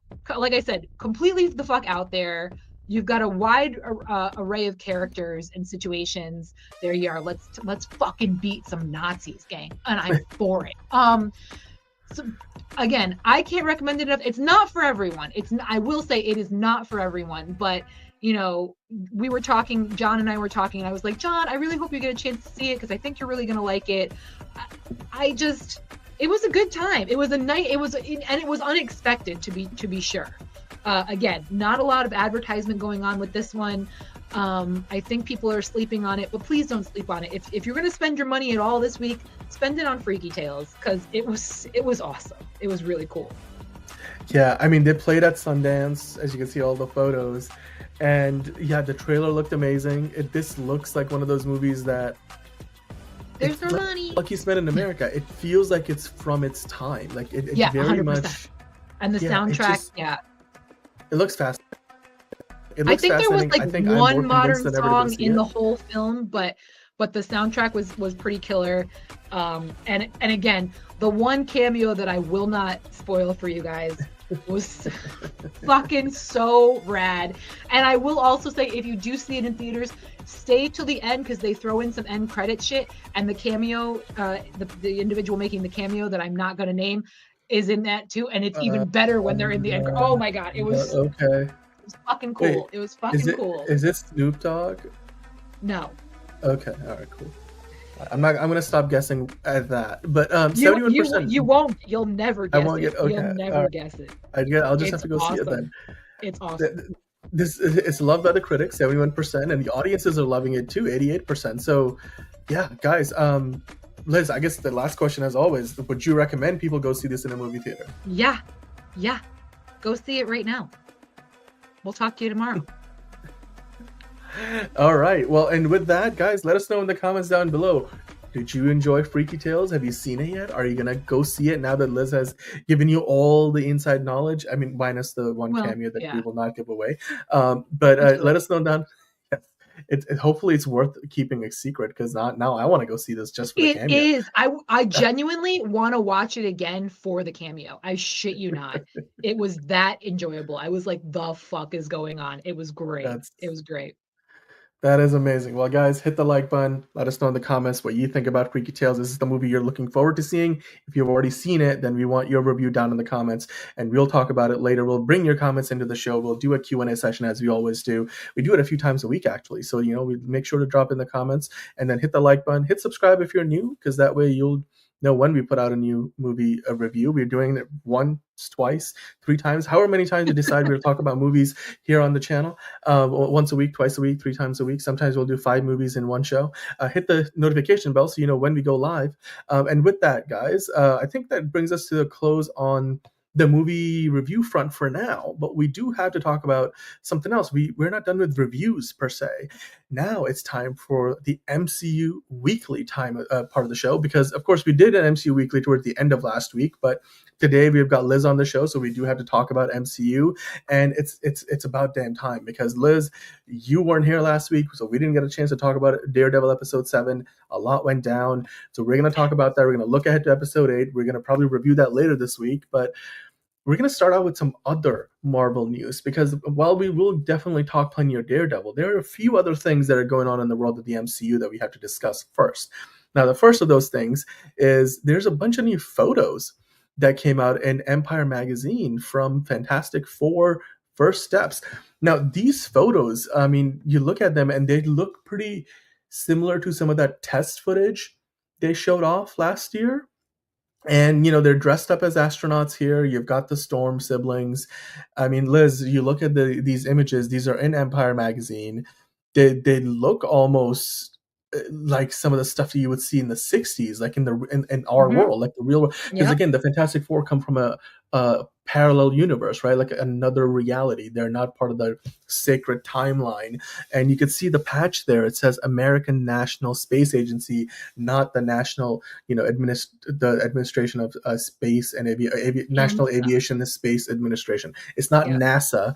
It's like you said, it's ANSA, which is interesting. But I mean, Liz, what are your thoughts on these images? There's not many of them. These are just the two that I see right now. But I mean, you see the fan in the back. It looks so close to our world, and yet it's not. Yeah, it's that futuristic retro vibe that I dig. It's very Incredibles vibe. Yeah. I mean, I need them to start releasing another trailer. I need them to start, again, I need to see them in interviews. I need to see more clips. I need to see, like, just this kind of stock footage isn't doing it for me. Like this is what I expect from the other, clips that I've seen and the other pictures that I've seen. Like, this is okay. Yep. You're staying consistent. You're staying on theme. I don't know. I mean, we still haven't seen Silver Surfer yet. Like I need a little more. Again, y'all know I'm going to see it. I hope that I like it, but these little crumbs they're throwing at me, it's just not doing the job the way I think they want it to. Yeah, I mean, we can break these down for days in terms of like, what are these? Are these battery packs, jet packs? What the hell? I mean, the details of their costumes look interesting. I feel like they probably took some inspiration from real world, like astronaut costumes, and the designs look somewhat grounded in that. Like containers for samples. That's what they look like to me. Yeah. I mean, they look a lot like the Ghostbusters ghost catcher as well, but yeah, let's try not to be biased. Well, I guess it will be interesting to see how all of this plays out, because we've seen some of this footage, like, when they're posing here between Evan Moss-Bachrach and Pedro Pascal, and he's like, he's the most handsome looking astronaut. And he's like, yeah, it's like, and they're just like bantering back and forth, and we've seen it in the trailer, and you can see like these are images from those sequences. So I just would love to see again how all of these pieces fit together, which hopefully, like you said, maybe we'll get another trailer soon. So until then, I mean, guys, let us know what you think about these new images in the Empire magazine. Fantastic Four. It comes out 2 weeks after Superman this year, and July is going to be here before you know it. So let us know what you think about these images. In the meantime, Liz, you told me all about this story because we kind of missed this on Friday. John and I didn't really talk about it too much. It was apparently Robert Downey Jr.'s birthday, so of course we shouldn't have forgotten that. Like, how could we? And there was like a weird like birthday party thing going on. Like they had a Doctor Doom themed invite to his birthday party. Like, Liz, you tell me what happened. What was going down on Friday? I really don't know much else beyond this, but apparently, yes, he has at his, and I don't know if it was a big blowout, if it was a dinner or what, but these are the invitations that he sent out. It was a Doctor Doom comic book cover themed invite, and I saw this and I was like, give it a fucking rest. Like, I can't. I listen, he seems like a wonderful person. All of his fellow actors certainly adore him and say nothing but wonderful complimentary things about him as a human being. But if I got this in my mailbox, I would purposely not go to that party just because how fucking cringe. Like, get over, like again, this is turning into Wicked for me, you guys, but like Marvel, it's actually kind of upsetting me. Like, too much. I'm sick of it. I'm sick to death of it. And listen, he's all in. That's great, but at the same time, like, if you're going to have your little party with your friends and your invite, cool. It doesn't need to be made public knowledge. It doesn't need to be made news. This is your private life now that we're talking about. But for some reason, again, they're putting all of their eggs in his basket. They're putting the entire weight of this new franchise or whatever we're calling it on his shoulders. He's the guy for some reason. But it's too much. It's too fucking much. I'm getting the ick over here. Yeah, I mean, I think for me, it's that thing of like, okay, we get it. He's going to be Dr. Doom. You don't have to remind us of that. It's almost like they're trying to wipe, or like from, like, hey, he's going to play Dr. Doom, right? Like, he's just letting you know, like, he's not Iron Man anymore, right? You guys just remember, he's Dr. Doom. It's like you're constantly being hit on the head with it. I wouldn't be surprised if the invitation came with tickets to the fucking premiere, whenever that's going to be. That's probably a year away. It's Yeah. crazy. I mean, genuine. And again, as I said to you beforehand, I was like, listen, if Marvel's paying for his birthday blowout bash, whatever the shit, fine. Let them, whore their production out all they want. But I don't understand why he's I I don't know. He It's a didn't little go this much. hard for Avengers. He didn't go this hard It's for Avengers. What I are we think it doing? just because it kind of play they're playing they're showing their cards in the sense that they're worried that the MCU is in a pretty bad spot, and they're Well, listen, do overplaying the better Robert Downey advertising Jr. card. Fantastic Four. I mean, Yeah, they're doing a pretty good job with Thunderbolts. Do better with your other projects. Again, stop yeah. if they're putting it all on this one project to the point that a diehard fan, I'm sick to death of it already. So they need to pump the brakes. It's too It's much. I mean, Liz, we're still a year away from the movie coming out, so I can only imagine You like know where what? I things will blame be. Wicked for this. I blame Wicked. They have set a precedent, and now everybody's losing their damn minds. I mean, look at the invite. It's pink and green. It's Wicked. I blame Wicked. Christ.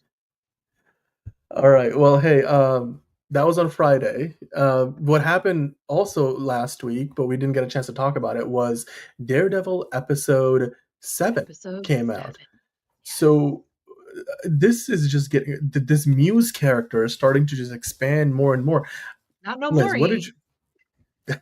Well, I'm not going to give away the details just yet. I'll let you do that. But Liz, what are your thoughts on episode 7? Where do you think the show is going? And then, after that, we'll talk about what you might be looking forward to with episode 8, which comes out this week. So yeah, I'll let you talk about episode 7. That's where we are at right now. Episode 7, gang. It's getting heated. It's getting heavy. It's getting crazy. So as we know, Muse, the villain, the masked villain who is graffitiing the city with his victim's blood, Muse tried to drain the blood of White Tiger's niece. Daredevil intervened, saved her. We learn finally, and we had alluded to this in the chat before, somebody else had brought this up, that Bastion, who came to Daredevil's girlfriend seeking psychiatric help, turns out, guess what? He is Muse after all, gang. He fell in love with his psychiatrist, with Daredevil's girlfriend, and decided she was going to be his next and final victim. It was going to be an unalived double trouble situation. And, thankfully, Daredevil figured it out, got his ass over there, saved the day, but not before we learn that Mayor Fisk's relationship with his wife, as we know, it's been on the rocks pretty much since the get-go. Like I said, she feels like he's weak now that he's not doing his mob boss type shit, and he's trying to go legit by still doing mob boss type shit, but in the mayor's office now. So she's kind of undermining him without him knowing it. But guess what? Fisk ain't no dum-dum. He's not Kingpin for no reason, gang. He figured that shit out. She actually put a hit on his ass, tried to kill him, knew it was coming, killed the other guy instead, and apparently, I don't know if it made him more in love with his wife or what the deal was. That's some twisted relationship stuff. I kind of dig it, though. I kind of dig it. I mean, it's just, you want to get romantic, attempt to murder your husband. I don't know. So, but as we know, they have also been seeing Daredevil's therapist girlfriend, and Fisk has developed quite a liking to her. He doesn't realize that she's dating Matt Murdock, aka Daredevil. So when he finds that out, it's going to be a problem. But he, as we know, is putting together a vigilante task force of crooked cops. He finds out that this Muse guy is attacking his therapist. He sends his vigilante cops out there, but Daredevil's beat them to it, already diffused the situation. Fun fact, the psychiatrist girlfriend is actually the one that ends up unaliving Muse. I don't know why I keep going back and forth between killing and unaliving, but she does it, but then she suffers some PTSD after the fact because, she's a normie and she killed somebody. It's not an everyday situation. So she's having a hard time coming to grips with it because, again, this guy was her patient as well. So I'm sure she's going to be tormented and feel somewhat responsible. But Muse is gone, R.I.P. And again, Daredevil put the suit back on. He's doing the damn thing, but it's getting harder and harder for him to conceal his identity, both from his girlfriend and his new business partner in the law firm, because he keeps, doing his Daredevil thing and just taking off in the middle of a workday. Exactly. Yeah. We have not seen John Bernthal. We've not seen Punisher. We've not seen Frank come back just yet. I have a feeling,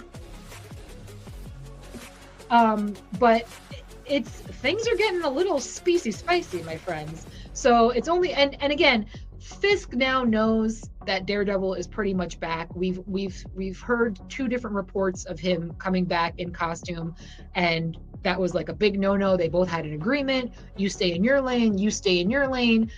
So now that Daredevil has been making appearances and saving the day and kind of undermining what Fisk is trying to do, we're going to see what happens with that when he's finally confronted by the mayor and is told, I believe we had a conversation and you reneged on our agreement. So we'll see. Also, is Fisk going to turn around and try to unalive his wife at some point? Maybe. That might be the very last episode of the season. My money is on that, but we'll see what happens. It's probably what he's gonna do is he's gonna make it look like somebody randomly murdered her to like target him or something so we can get sympathy votes for the next election. You know what I'm saying? I wouldn't be surprised. That's what I would do if I was in his situation. But anyway, yeah, things are getting good. Again, every episode's just flows different, the pacing's different. It still doesn't feel like a cohesive show, but maybe now that he's putting on the suit consistently, it'll start to kind of iron itself out. The beginning was pretty rocky, gang, especially if you're watching, if you're binging it, multiple episodes at a time. Week to week, not so bad, but again, one episode does not nicely transition into the other. So this is where we're at. But hey, he put the suit back on, saved the day yet again. Yeah, I mean, and that that kind of lines up with a lot of what I've been seeing is that the episodes change wildly. Like one could be very campy, the next one is really dark, and obviously this is a show where they, if you guys know the history, they went and shot a bunch of stuff. Then Kevin Feige got back a lot of his authority over Marvel Studios projects that he had lost under the Bob Chapek era. And then Bob Iger comes back and says, Kevin, you can go do your thing. And then he was like, you know what? We're going to redo this whole show. They saved a few of episodes worth of content from what they'd shot before. But it seems like a little bit of that is kind of now bleeding into the audience experience where we're seeing some of the inconsistencies between the version of the show that would have been, and we got a little bit of in this, versus the version of the show we're getting, which is a lot. So hopefully as we get into closer to the finale, maybe things will, get better and like you said, more consistent, because now let's talk about episode 8. Episode 8, 9, and 10 will round out the first season, and then we have another whole, or is it 10 episodes? I might be misremembering, I think it's 9. I think it actually might just be 9. 9. So we're getting pretty close to the finale at this point. So episode 8 is up next. We know they're already filming the next season in New York, and there might be some version of the Defenders coming back. Karen is coming back. So we have a few things that we know will not be going away. But Liz, what are your thoughts on where the show goes from here? Like, what are your expectations for episode 8? Yeah, so again, especially that transition from episode 5 where, it takes place, the entire episode takes place in a bank. Episode 5 to 6. 6 and 7 are getting a little more consistent as far as the action, as far as moving the story along. Some of the articles were saying this is starting to feel more like the Netflix series, and I agree with that as well. It's grittier, but again, they're keeping things moving. So I'm expecting more of the same. I think they've kind of course corrected. So now I would hope that it's consistent for the next 2 to 3 episodes. So we can round it off nicely and give people something to look forward to in season 2, which we know we are getting. So we'll see what happens. Like I said, I'm still enjoying it, but I can understand why people are having difficulty with it. And some people, quite frankly, are just keeping their distance entirely. Again, John said he's probably not going to watch it until it's completely released, which I understand. But again, might be a little harder to watch that way because it is so inconsistent the first half. But I'm a fan. I like the story. Again, now it seems like every character is conflicted one way or another between, with their all the personal things they've got going on. So good luck to everybody, but we're going to see how that all plays out, because again, at some point it is going to culminate to the fact that Fisk is going to find out Matt Murdock is dating his therapist, and he's going to have some conflict there. Has she been sharing my secrets? Has she been telling? What does she know? And all of that. And again, is Fisk gonna unalive his wife now that she tried to unalive him? Maybe. Or was it just a turn on? Is that just foreplay for them? Probably. It's probably more that. So stay tuned, gang. We'll see what happens. And we haven't seen Karen in a couple of episodes. Is she gonna come back? We'll see what happens. Well, we know that she's coming back for the next season, so I guess she's not going anywhere, at least.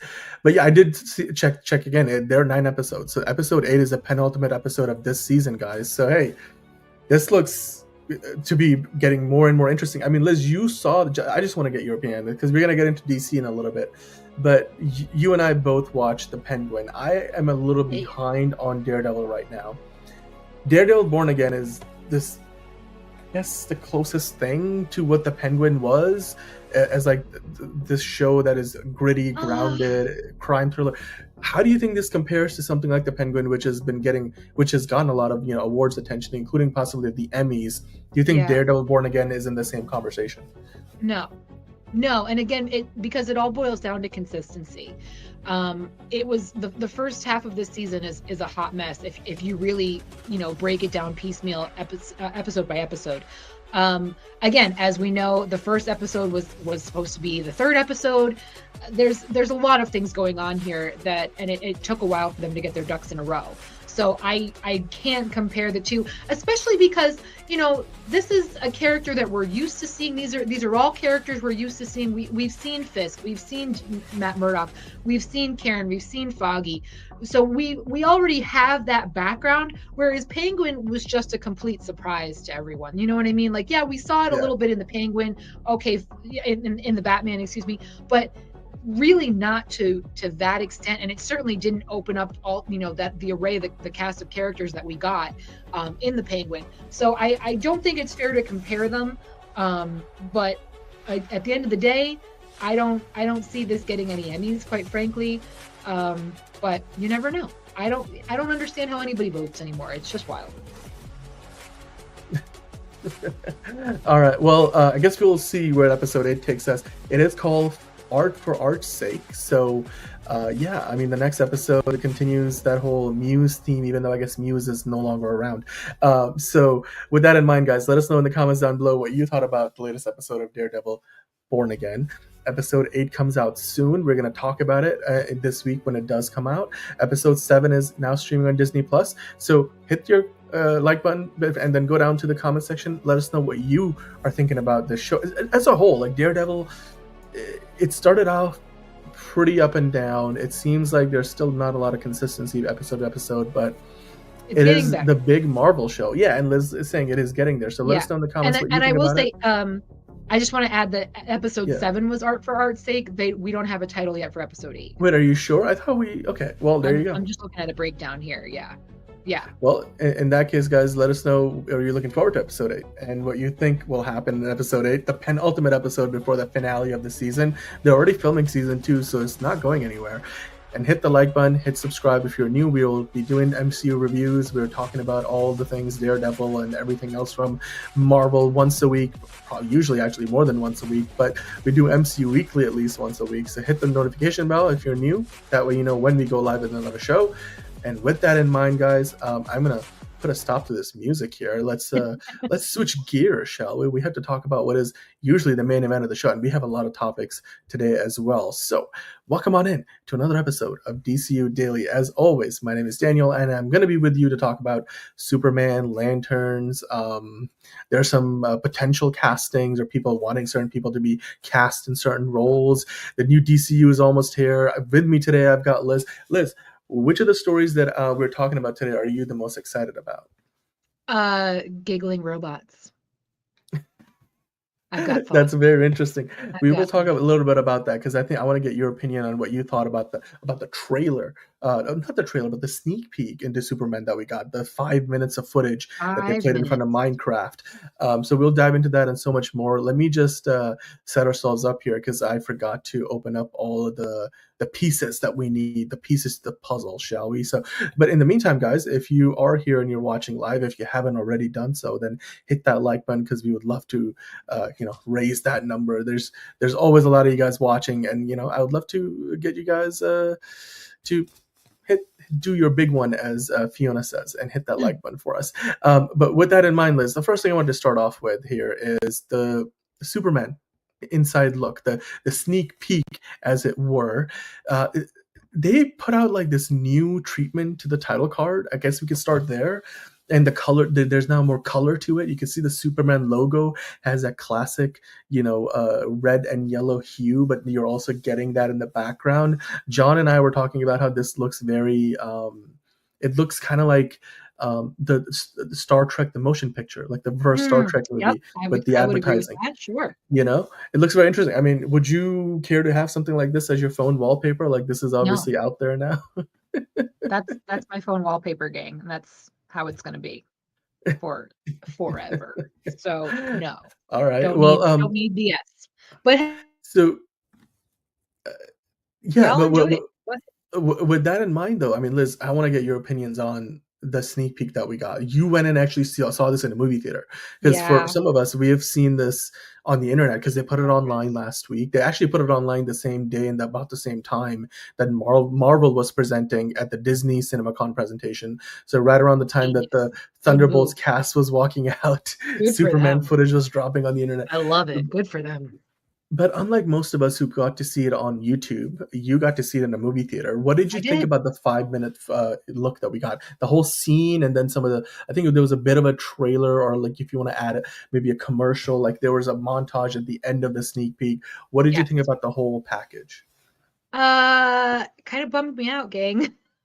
Really? I did not like it. I Uh-oh. mean, we've seen the clip of Crypto, coming to his aid, but first, doing his dog thing, excited Yeah. to see his owner jumping all around him. To me, I felt that part lasted a beat too long. And then when he finally gets to the Fortress of Solitude and is greeted by 4 robots or animatrons, I'm not sure what we're gonna call them. Automatons, maybe? Is that Automatons, it all felt kind of goofy. It kind of felt goofy. And, and somebody pointed it out in the comments and the reviews of this that, at one point, robot number 4, voiced by Alan Tudyk, the great Alan Tudyk, makes a point to say that they feel no emotion, they're emotionless. And then the newest automaton, number 12, giggles at something someone says, and it's like, well, wait, but you just so it's, but again, the 4 of them trying to like have banter while he's like trying not to die. It was all just kind of goofy. It kind of gave me the ick a little bit, and I was like, no. And again, I can understand why they showed this particular clip. I'm sure they're trying to get younger audiences. They're hoping that they can kind of in my opinion, they're trying to show that this could be like a family friendly film, but in reality, somebody's getting the shit kicked out of them like throughout the entire film. I don't know how much it really is in that regard, but and also somebody else had made the comment too, because on the chest of the robots they have the Kryptonian, the Superman the numbers, symbol, right? but they're numbered. They're not, and somebody said, why aren't they Kryptonian numbers? Like, we know the S doesn't stand for Superman. We know the S stands for hope, I guess, in Kryptonian. So why wouldn't the numbers be in the Kryptonian language as well? Which I appreciate. And it would even make more sense to me if they were like Roman numerals or just, like, so when I read that, I was like, huh, yeah, that's a good point. So I don't know that the 5-minute sneak peek did the job they were hoping that it'll do. Because I don't like cheesy, goofy, corny bullshit. Like I don't want to say it harkens to Aquaman vibes, but I'm in the theater and I'm like, please let this not be the banter throughout the entire film. Because again, I also do like consistency and tone. So if it's supposed to be a serious, kind of heavy, gritty, I think didn't they say that this was really punk rock in the very beginning when they first started? Isn't They that one of the did. quotes from James Gunn that it's very Yeah. punk rock or very rock and roll or something? So this 5 minutes did not convey that, at least to me. And I've been talking about this with you guys for months, so I feel like I'm a little more embedded in all of this than normal audiences and normal theater goers who are seeing it for the first time. Visually gorgeous, the set's amazing, the Fortress of Solitude is badass. But I don't know that this was the right move to release this 5 minutes. I don't know that it, again, maybe for it to appeal to families, but I think families are going to end up kind of annoyed when they see it. Like I said, I saw Death of a Unicorn and somebody brought their 12-year-old and the 12-year-old was like, this is Goosebumps for adults. And the mom was like, yeah, didn't expect it to be as gory and fucked up as it was. So I have a feeling people taking their young kids to this are going to walk out of the theater saying the same thing, saying that it was a little more violent than they had wanted it to be. Because again, this is the 5 minute clip they saw. So they, oh, it's lighthearted, it's jokey. They have these funny little animatronic guys. I don't know if this was the way they should have done it, to be fair. I don't know. And Yeah, I'm I mean, sorry to say it. I'm sorry to say it. I'm rooting for this film. I'm gonna see it. I want it to make $1 billion. But this wasn't it for me. I mean, I think your point is fair. That that joke, that whole like, oh, there's no need to thank us because we will not appreciate it or something. Like Yeah, that whole yeah. sequence, I totally understand that. Like, I think that was a miss. Like that joke didn't hit for me. I mean, I think John and I were both kind of in agreement. It felt a Well, and little like, well, and huh? also when you're thinking about it, when you're Like, breaking it down, like they supposedly live together and like so they have that familiarity with one another. So like the robot wouldn't need to explain that to him. I mean, I get it for audience's sake, whatever, but at the end of the day, it didn't land for me. It really didn't. It was like, ugh, well, I it's a mean, little it's, I tried mean, on. well, it's a thing of like, they also, like, somebody said, like, why do they call him Superman? Wouldn't they know him as Kal-El or something? So the Yeah, that's a criticisms fair are point somewhat, too. because some of the criticisms are valid. I personally think it's still a bit early to kind of make a judgment call on like, this is But I what the mean, that's movie is what gonna we've be been doing like. for how many months Yes, now? Like that's completely fair. unfortunately that's the nature of this. We just analyze all this shit to death. So Yeah.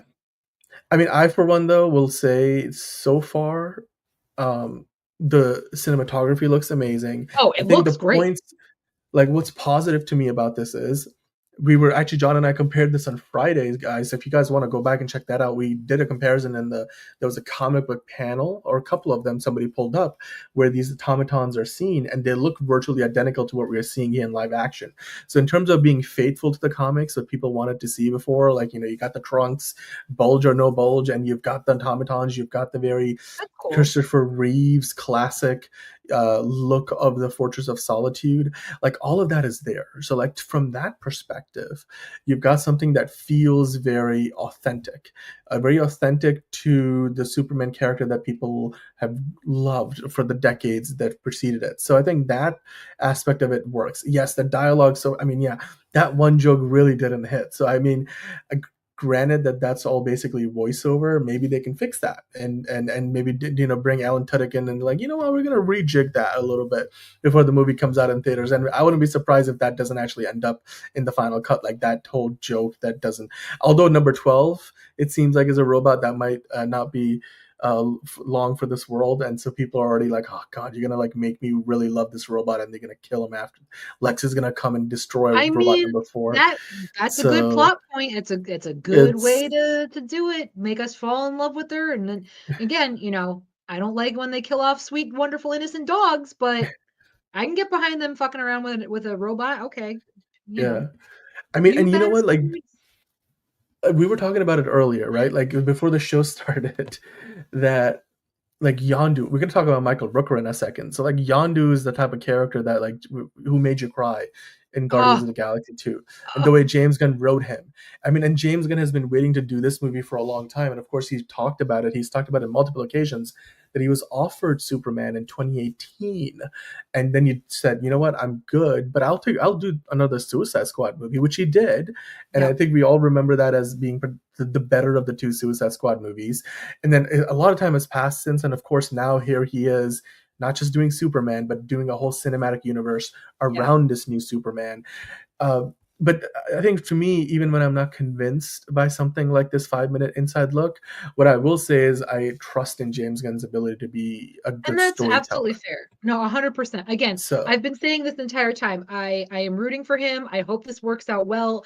And to me, seeing that he was offered this back in 2018 and he passed tells me all I need to know about this guy. Like, he's not an idiot. He knew at that time they were not going to let him do what he wants to do with the film. You know what I mean? Like, they were not going to give him as much control. Like, he knew, coming from Marvel, now coming into DC, he kind of had to prove himself a little bit to show, like, yes, I am a fan. Yes, I'm dedicated. Yes, I care. Yes, I want to do the best possible work that I can possibly do. So he said, let me get a couple of other projects under my belt first, and then we'll talk about it. So in that regard, I completely understand where he's coming from with that, and that's wonderful. And it still gives me hope. I want to see this film. I'm looking forward to this film. I want it to make $1 billion. I genuinely, truly, truly do. Because still, in my opinion, regardless of how y'all feel, Superman is my favorite superhero of all time. But to me, the Christopher Reeve superhero films, the Superman films, are still the best. I don't care for any other Superman film that I've seen since. Quite frankly, as well, much as I also love Henry Cavill, I'm not shitting on Henry Cavill, but Lois and Clark, all of the other, it's just they've never hit it for me. So I'm yeah. really, really hopeful. I'm optimistic for this film. I want it to do well, but that 5 minutes made me waver a little bit. Made me feel like, oh shit. So I'm hoping they give us more. I'm hoping we get another. I'm sure we'll get another trailer of some kind. I'm hoping we'll see some more clips as they start to hit around the talk show Yeah. circuits. But they got to start getting David out there. David's got to he's got to start getting in. Yeah. They I mean, really need to generate more buzz. he was, I mean, he was at CinemaCon. I mean, speaking of which, I mean, Yep, they yep. brought the Trinity, not Batman, Superman, Wonder Woman, but like the Trinity of characters that are leading this movie. You had Rachel Brosnahan, you had Nicholas Hoult, and you had David Cornsweet alongside James Gunn. They even had Peter Safran at the presentation, but then they did a bunch of interviews outside of that, and it was James Yeah. Gunn, Richard Brosnahan, David Cornsweet, and Nicholas Hoult, and you could see the chemistry between them. And one of the things they mentioned at Comic-Con was that, obviously a little bit of this seems obvious, that Superman is being described as the beginning of a whole new adventure and a whole new universe. We know that this is going to kick off a new DCU, that we already kind of got a soft launch with Creature Commandos, and now with Superman, we're really going to go into the whole new world that they're creating, which already has a bunch of other super characters alongside Superman. But what I wanted to kind of also quickly mention, it seems like the more we get a look at this suit, the less it looks like there's any padding in the suit. Liz, I mean, there's no padding on the shoulders, there's no padding on the chest, there's certainly no padding on the bulge. It looks like that's all him, that's all David Cornsweet Hey, himself. good for him. He put in the work. That's great. He definitely did. Some of those are God's gifts. Others are things that he has worked on. But with that in mind, I mean, you said you're not very convinced with the Superman yet. I mean, are you believing any more than before that the David Cornsweet is the right man for this character? So I'm gonna say some really controversial shit in the next 5 minutes, gang. It's not that I don't think that he is a competent, capable actor. It's not that. It's not that I don't think that he will perform and do the best he possibly can for this character in this role. Lately, and this is just my personal opinion, this is all subjective, gang. For me, and we're going to get into this too because they're also talking about casting Zachary Quinto as Batman.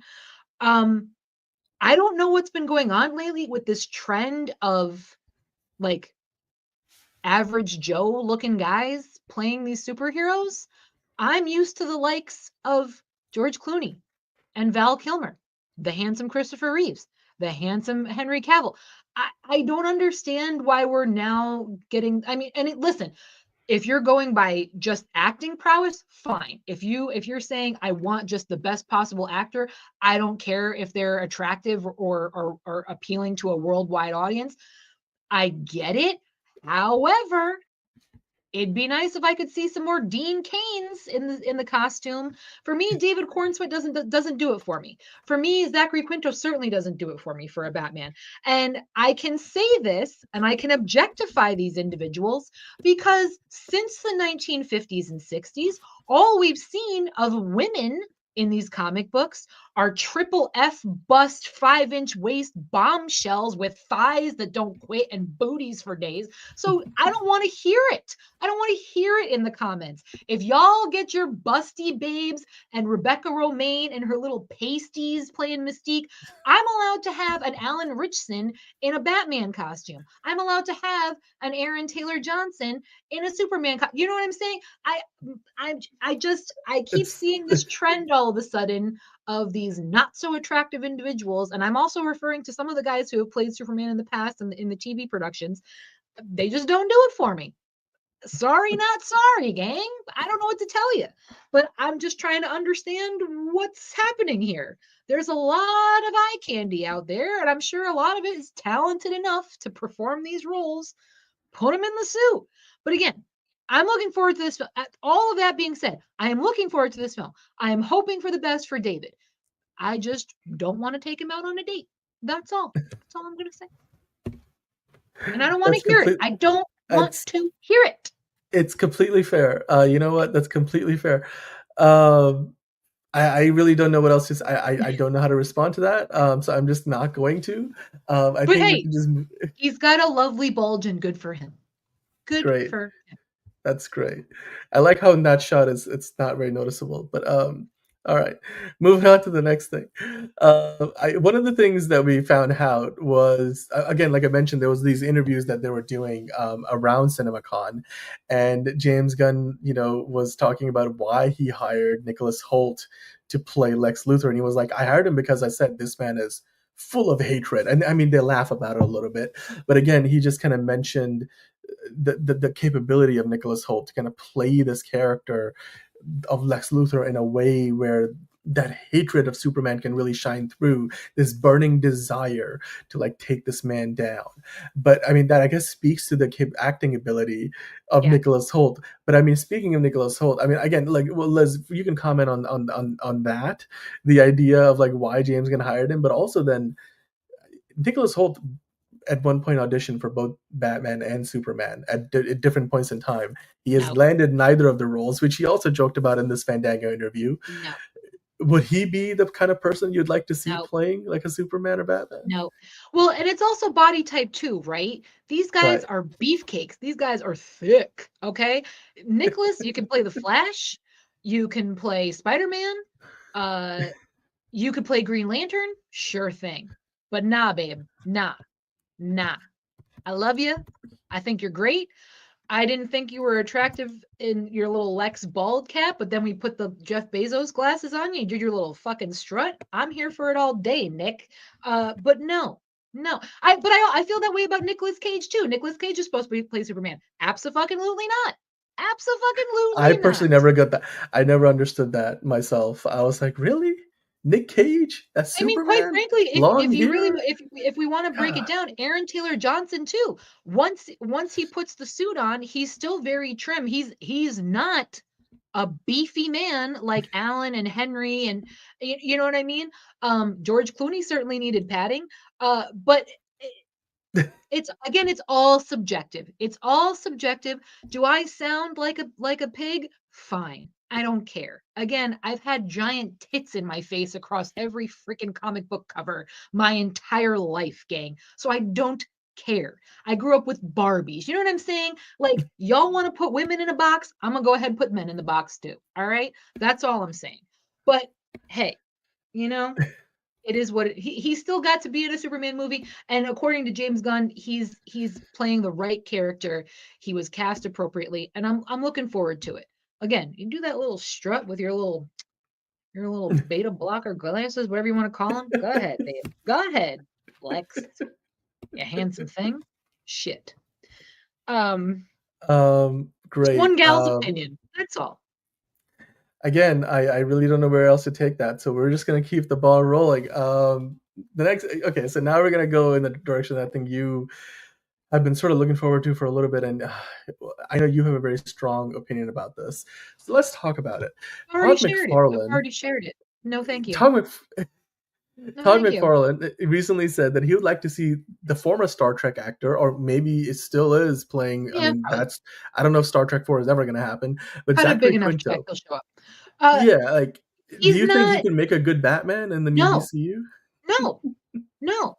And again, nothing against his acting at all. Not what's he could play the Riddler. He could play Two-Face. I am looking personally at a body type situation. And I'll stand by that with former Supermen in the various TV productions as well. There, as I've said to Dan, there are a few of them that I just they don't do it for me, gang. And I feel the same way about Zachary Quinto. And it's got nothing to do with his private life. It's got nothing to do with him as a human being. I think he's a great actor. I enjoy him in the Star Trek films. Y'all know I'm a Trekkie. But no, thank you. Again, Spider-Man, sure. Aquaman, even. He could do Aquaman. That's all right. But no, sir. All right. Well, hey, Todd McFarlane, I don't know how far his opinion carries, but hey, Zachary Quinto seems to be his pick. So let us know in the comments, guys.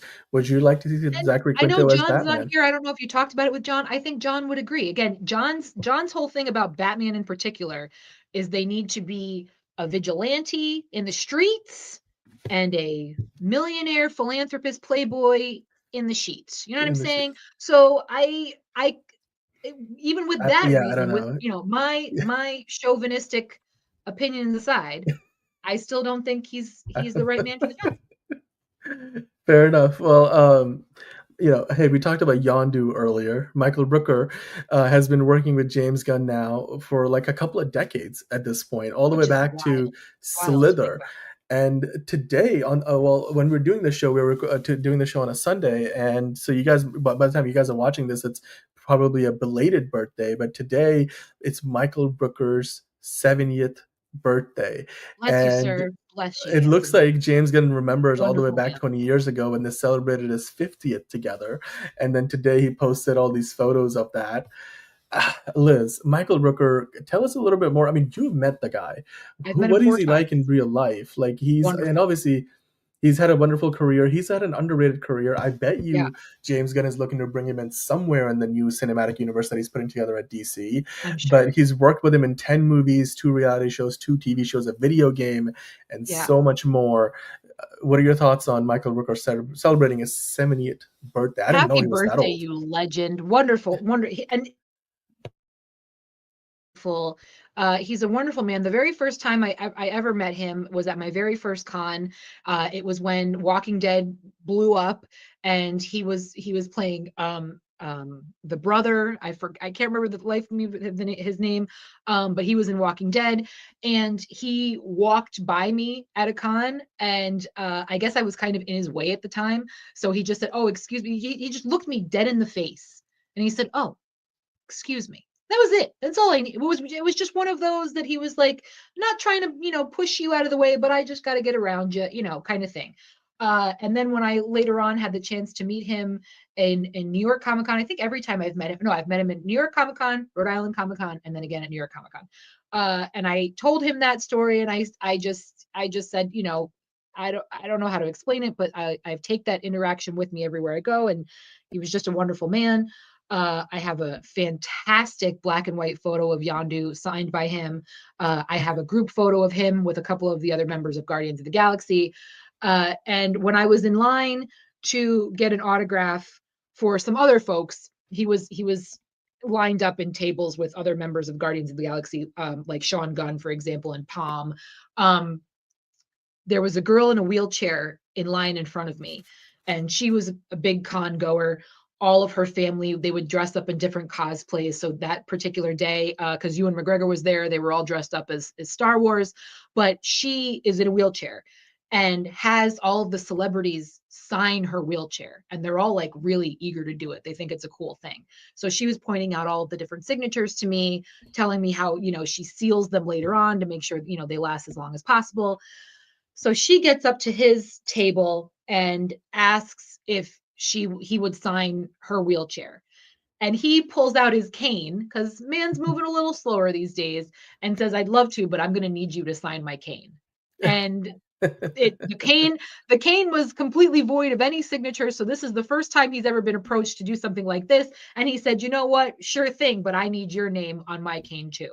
Whether he still has the cane, whether the autograph is still there, but he made this girl's just weak. I mean, she'd never gotten a response like that before. So I knew it meant the world to her. It meant the world to her family that were there with her. It meant the world to me as a fan, just knowing how wonderful this man is and getting to see other people experience what I've experienced with him over these past couple of years. And I will say just another quick story. When I did my group shot with him and some of the other members, so Karen Gillan, Palm, some of the Sean, as I mentioned, some of the other members of Guardians of the Galaxy 3, they fucked up my photo because it's rapid fire. They push you in, they tell you to smile, they flash, they tell you to fuck off. Well, Palm wasn't ready. One of the other actors wasn't ready, and flash bulb goes off, and they said, "Wait, hold on. I don't think." Well, so sure as shit, you get my picture. Palm's looking down. The other guy's like licking his lips, so like his tongue's sticking out. He's making a weird face. So I said to the guys, "We need to redo this photo. Hello." And they were, it's the staff. They tried to give me shit about it. I was like, I paid a fuck ton of money for this photo. Like, you're going to go ahead and retake it. So again, these actors are used to things like this. So when Michael Rooker saw me for the second time within like a 5-minute time span, he realized what happened. And he said, "Oh, shut your eyes in the photo, did ya?" He's like, "All right, well, make sure you look directly at the camera this time." So we take the photo again and everyone looks good, but Michael Rooker is not looking at the camera. So after making a whole big deal of it, I have this great photo where Michael Rooker is looking in this direction. All of us are looking straight forward. He's looking somewhere off to the left. And I have this lovely story to take with me. So this man, he, a lot of the times he plays an asshole. He plays a bad guy. But he's got a heart of gold, this guy, I'll tell you what. So God bless him, and happy birthday, Michael. And maybe physically he can't do these kinds of big budget films anymore, but quite frankly, he can continue to voice act. He can play Yondu in cartoon form. He's been doing it for the What If shows. So why the fuck not? I hope James, maybe he'll get added to Creature Commandos. Fingers crossed. That would be amazing. But I hope they continue to work as long as Mike is willing and able. So happy birthday, you handsome, wonderful man, you big sweetheart. I'll have to show you guys the autograph because it's fucking badass. It looks really cool. Yeah, I for one can't wait to see where he pops up in the new DCU. And James Gunn, obviously one of his biggest fans, so I'm sure that will bode well for his chances. But happy birthday, Michael Rooker, 70th birthday. Wow, that's an amazing career he already has, and I'm sure he's got lots more memorable projects ahead. But with that in mind, Liz, we've been talking about Green Lanterns like every other day, it seems like, on DCU Daily. So you're familiar that Nathan Fillion, another James Gunn regular, he's playing Guy Gardner's version of Green Lantern in the upcoming Superman movie. And now, for the first time, we are getting a pretty up close and personal look at the lantern ring design, which looks pretty cool to me. I mean, we saw this from one of the toys that you can buy when the movie comes out. And you look at the design, that seems to be the ring that is being worn in the movie. It seems pretty much in line with the design. It's a little different, but it's kind of similar to the one that we saw in that first look of the Lantern show, with Aaron Pierre and Kyle Chandler playing our Jon Stewart and Hal Jordan, respectively. But Liz, what are your thoughts on the design of the ring? I mean, it looks pretty comic book accurate. Like, do you like it? Yeah. Yeah, I dig it. I think it's cool. Again, I'm not knowing from the comic books myself, but I dig it. I think it's cool. I hope John spends his lunch money on the thing. He deserves a nice little treat. I hope he likes it too. We'll see. But yeah, if you're a fan, I can't really imagine you not liking it. Again, if it's as movie accurate as it seems to be. So it's pretty sweet. Yeah, I personally, I really like the design. It comes with a certificate of authenticity. That's nice. I'm sure people will eat this up. This is definitely very interesting. I know when John's on the show, we're gonna dig into this and talk about it in more detail because he's probably gonna pull out his case of all the different colors of lanterns that he has got. But this, it looks nice. It looks a little more showboaty than I think the ring that we saw with Kyle Chandler's Hal Jordan was a little more subtle, like the design, whereas but like it fits the personality, right? Guy Right. Yeah. Gardner's character is much more of a douchebag. He's more Yeah. fearless, less From what little humble. I understand about the So individual characters, I do know that much yeah. that the rings are kind of yeah. Match their personality. So this looks Right. interesting. I can't wait to see again how well or how much is utilized when the movie does come when the movie comes out in July. But in the meantime, guys, we do have to talk about something that James Gunn mentioned at CinemaCon. He said that our production goal for DC Studios is 2 live action films and 1 animated film per year. They're also targeting 2 live action and 2 animated TV series for Max every year. And what he then highlighted is like they're going to work in a multitude of different genres, which will then hopefully afford them the ability, the opportunity to allocate their resources where they have the biggest impact. To me, what that means is they're not going to make everything a big budget TV show like Lanterns. There's going to be probably one of those, maybe 2 in a year, and then you'll have some smaller stuff. Like you'll have an animated show that doesn't cost as much money, like a Creature Commandos, like all the shows they announced at that press event a few weeks ago. And then for the movies, I think 2 live action films a year and 1 animated film is perfectly fine. I think that's more than enough. You can spread that goodness across a 12-month period. I'm fine with. Liz, what are your thoughts on this approach from Yeah. DC Studios? Because again, on the Marvel side, we know they're trying to aim for 2 shows and 2 movies a year moving forward, and it looks like on the DC side, they're kind of in a similar track. What are your thoughts? No, I think it's the exact right move. I think it helps, again, like you said, kind of having going across a multitude of genres allows them to kind of capture every audience and because some people are going to like this product, but some people aren't going to like that one. So I think it helps them kind of keep a pretty broad and large fan base because they'll have something for everyone throughout. I wish Marvel was doing what they were doing, to be perfectly honest, because Marvel, yes, they're trying to trim down their products, but they're still not marketing them appropriately. They're kind of, again, as we've said, they're putting a lot on Doom right now when it's like we still have a full year and a half before that comes out. Like you have all of like, why aren't you focusing on Fantastic Four, especially with all the other films it's up against in that same month? Why aren't you doing more for Thunderbolts? They're getting a little better with it, but it just seems like DC has said, all in due time. Let's do one project at a time. We talk about it when it's appropriate to talk about it.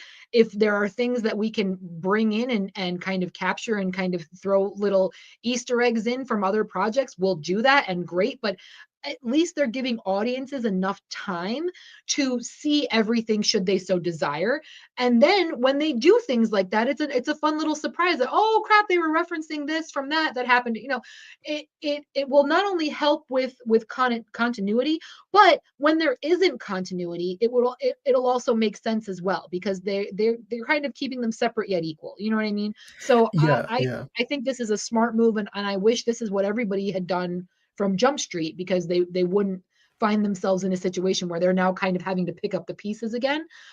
So we'll see what happens, but I think this is the right track to head for. So Yeah, and it seems like they're gonna get to that level of production in the next couple of years. Like they've already we know there's probably at least 2 live action movies coming out next year between Clayface and Supergirl. They might add another animated one or potential. Well, even if they don't, it seems like they might have a third movie that they might get rolling on sooner than that. So yeah, and then between Lanterns and then I think they have a multitude of other animated shows. You have Batman, the Cape Crusader, which is going to be having a season 2 on Amazon Prime, and then I believe they announced like 3 new TV shows that are all animated and for more family-friendly audiences, for more of the younger kid audiences. And those aren't going to be canon to the DCU, but they will be part of the DC Studios banner. So, yeah, I mean, I think for some people is like this is too much. Like they're doing 3 movies and 4 shows is too much. I'm like, well, you think about it, it's not like everything is going to be part of the DCU. There's going to be stuff that kind of exists in its own Elseworld kind of environment where it's an alternate reality. It doesn't connect to the main story of the DCU. And you can enjoy it or you can skip it. And even the DCU stuff, they've said not everything is going to need to be homework for the next project. Right. Like you can watch Superman, you can skip it, you can still enjoy Peacemaker, you can watch Lanterns without having seen Supergirl or vice versa. So yeah, I think this is not something to worry about. And then for those of us who are worried about it, well, you know what? Just give it a couple of years. And then, you know, let the movies and TV shows do the talking for themselves. I'm sure if things are, you know, exactly. Like let it play out. If things go horribly awry, then I'm sure we'll be here talking about it. So I guess we'll just have to, you know, let's just keep our fingers crossed and put our faith in the people that are doing the work. James Gunn and Peter Safran, certainly, it looks like they've put a lot of time and effort into planning this out. And so far, like I keep saying, James Gunn's record speaks for itself. So I'm willing to give him the benefit of the doubt, at least right now, early on, as we get into the slate with Superman starting us off in July. Now, with that in mind, Liz, speaking of Superman, I asked John this question last week, so I want to kind of ask you this before we finish up with the DC news. James Gunn on Threads, as he usually does, responding to a fan comment.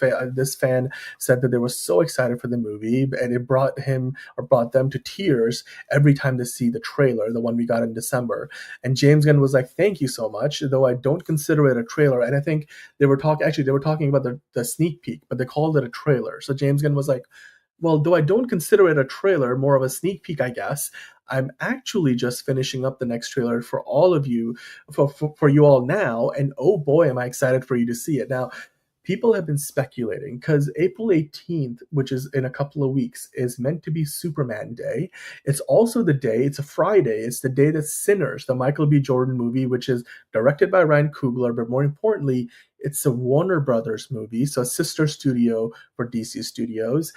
It comes out that day. So my question to you would be, James Gunn is working on this next Superman trailer. He says it's not the sneak peek is a sneak peek. There's another trailer coming. Do you think this trailer will come in and play behind Sinners, like you will, or like in front of Sinners? If you go to watch Sinners in a movie theater and you want to see Michael B. Jordan ×2 plus Haley Steinfeld and whatever, like, do you think that's the first time we get to see the Superman trailer? Do you think it's going to be released sooner than that? And then considering that April 18th also happens to be Superman Day, I don't know, Liz, is this just at this point pretty obvious? They've just not put a date on it because they don't want to commit to it. What are your thoughts? Is that when we're getting the next trailer for Superman? Mean, they've been pretty smart as far as their releases so far. Again, we talked about how they released this teaser exactly the same time that Thunderbolts went on stage at CinemaCon. So I don't see why they wouldn't. Lord knows I'm going to see Sinners, so I hope I see the new trailer ahead of it. That would be great. And I would imagine if they do, it'll be the same thing where they release it in theaters, but also in real time on YouTube as well, or on the DC website that they've got going now. So yeah, it would make sense. They're not making dumb decisions so far. So go ahead, gang. Just, keep cooking, let them cook. Well, I mean, if it is true, if it is April 18th and we get the next trailer, then hey, we are less than 2 weeks away. So guys, let us know in the comments down below if you think that's when they're going to drop the next trailer. It's like I said, all the conditions are in its favor. It's Superman Day. Warner Brothers puts out Sinners that day in movie theaters, and James Gunn already said he's working on the trailer. It wasn't a sneak peek. There is another trailer coming. I think that's as obvious as night. It's as obvious as the sun in the daylight in the day more afternoon sky. Like it's gonna happen on April 18th. I would only be surprised if they dropped it like the day before on the Thursday when Sinners is previewing in movie theaters. But yeah. Now, not to make this drag on any longer than necessary, but for dum-dums like me who are still learning things, why is it considered Superman Day on the 18th? It's just they just called it's Superman Day. It's just that's the day we're going to celebrate Superman. So I feel like there's got to be a reason. I'm going to have to Google this. I'm not sure if it's the birthday of Superman or the anniversary, but as far as I'm aware, that's just a marketing move. So yeah, well, I guess that will be the day. It's Superman Day, April 18th. They're doing a bunch of comic tie-ins, so I think that also would help the cause. But I guess we'll find out. we'll find out if that's the day that we get the trailer, guys. But let us know in the comments down below. What do you think? We want to hear from you, all the different news. What do you think about the ring from Guy Gardner's Green Lantern? Now we know that you can go get one for yourself. It will come with a certificate of authenticity, and the design looks pretty accurate to what we've seen in the trailer so far. It does look a little bit different from the one we saw with Kyle Chandler in the Lanterns picture, but I mean, I guess that depends because each Lantern is just their own person, so the ring probably matches their personality. The Superman, Liz isn't the biggest fan of the sneak peek. John loved it. I'm kind of in the middle. So let us know in the comments down below what you think about all of that. Oh, go ahead, Liz. So it is Superman Day because April 18th, 1938 is when Superman made his debut in the pages of Action Comics #1. There you go. At one point, they declared June 12th as Superman Day, but Superman's birthday is April 18th, and he did debut in the comics April 18th. So happy Superman Day, everyone. Perfect. Well, and with that, guys, again, as good a reason as any, right? Like April 18th, why it be any other day than April 18th? So yeah, let us know in the comments. I mean, is this at this point just pretty much confirmation that that's the day when all the stars align and we get a new Superman trailer, and what could be a huge marketing push? It also would mean April 18th, I'm pretty sure, is about as close to being literally 3 months away from the movie coming out as you get, because it comes out on July 11th. So like we're pretty much 3 months away at that point. And that would be right when most movie studios really start their marketing push for a movie. 3 months to go, and so that would be perfect to start it off with a new trailer. We already got all this footage, so I'm excited for that, guys. Let us know in the comments down below what you think about all of that.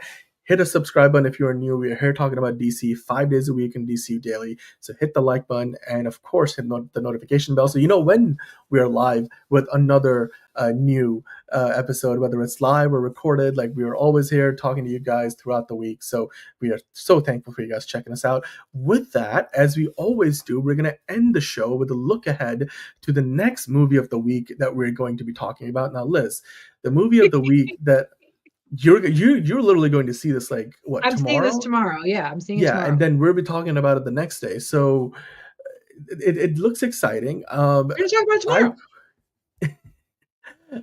I will say, though, I personally am not too familiar with it. Like I said, it looks exciting to me, but I want to get your opinion on what's called simply A Hell of a Summer. Now, this movie, to me, it comes. The interesting thing is, it comes out in April, and we're not really close to the summer months. So, what are your thoughts on A Hell of a Summer? How are you looking forward to this?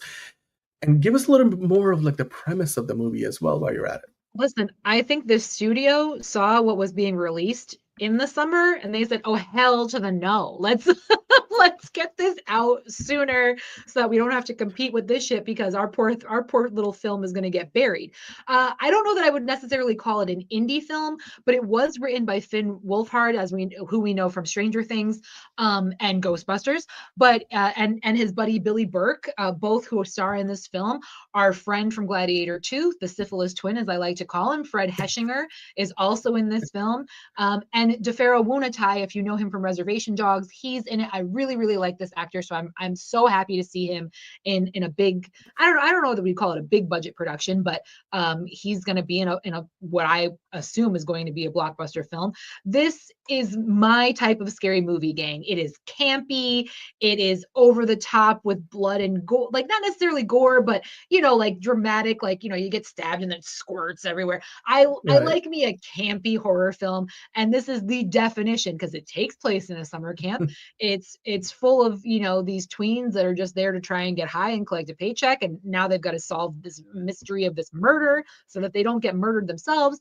It looks really, really fun. It looks enjoyable. I think it's going to be great. I'm expecting to laugh out loud. Maybe I'm putting too much into it. I don't know. Maybe it's going to be a complete flop and totally disappoint me, but I don't think so. It looks pretty creative, and I know John wants to see it. So hopefully it does its job and makes me laugh while also maybe giving me a jump scare here or there. But I think this looks really great. So check it out for sure. And look, they've even capitalized on the whole Taylor Swift friendship bracelet situation, and good for them for doing so.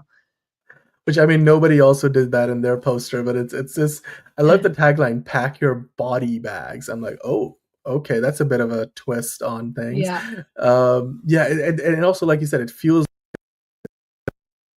throwback, and you've got that look. Again, Finn Wolfhard, known for Stranger Things, I guess he's just leaning into that whole vibe and reputation. It looks very interesting. Be careful who you trust. Okay, so guys, it's going to be a movie that we will be talking about literally, and probably by the time you see this, I mean, we're going to be talking about it on Tuesday.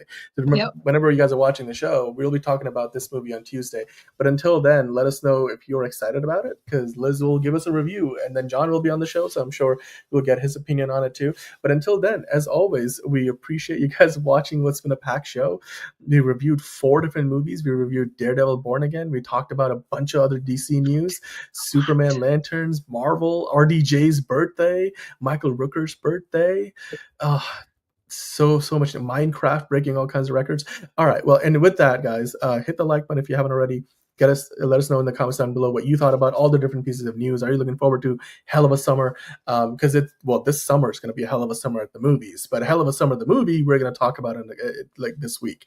But with that in mind, guys, remember to subscribe if you're new. Hit the notification bell. Liz, thank you so much as always for joining the show, and we'll be back tomorrow with another episode of Oh So Curious, and then DCU Daily, MCU Weekly. We've got all the good stuff. Until next time, stay curious, my friends. We'll see you on the next episode.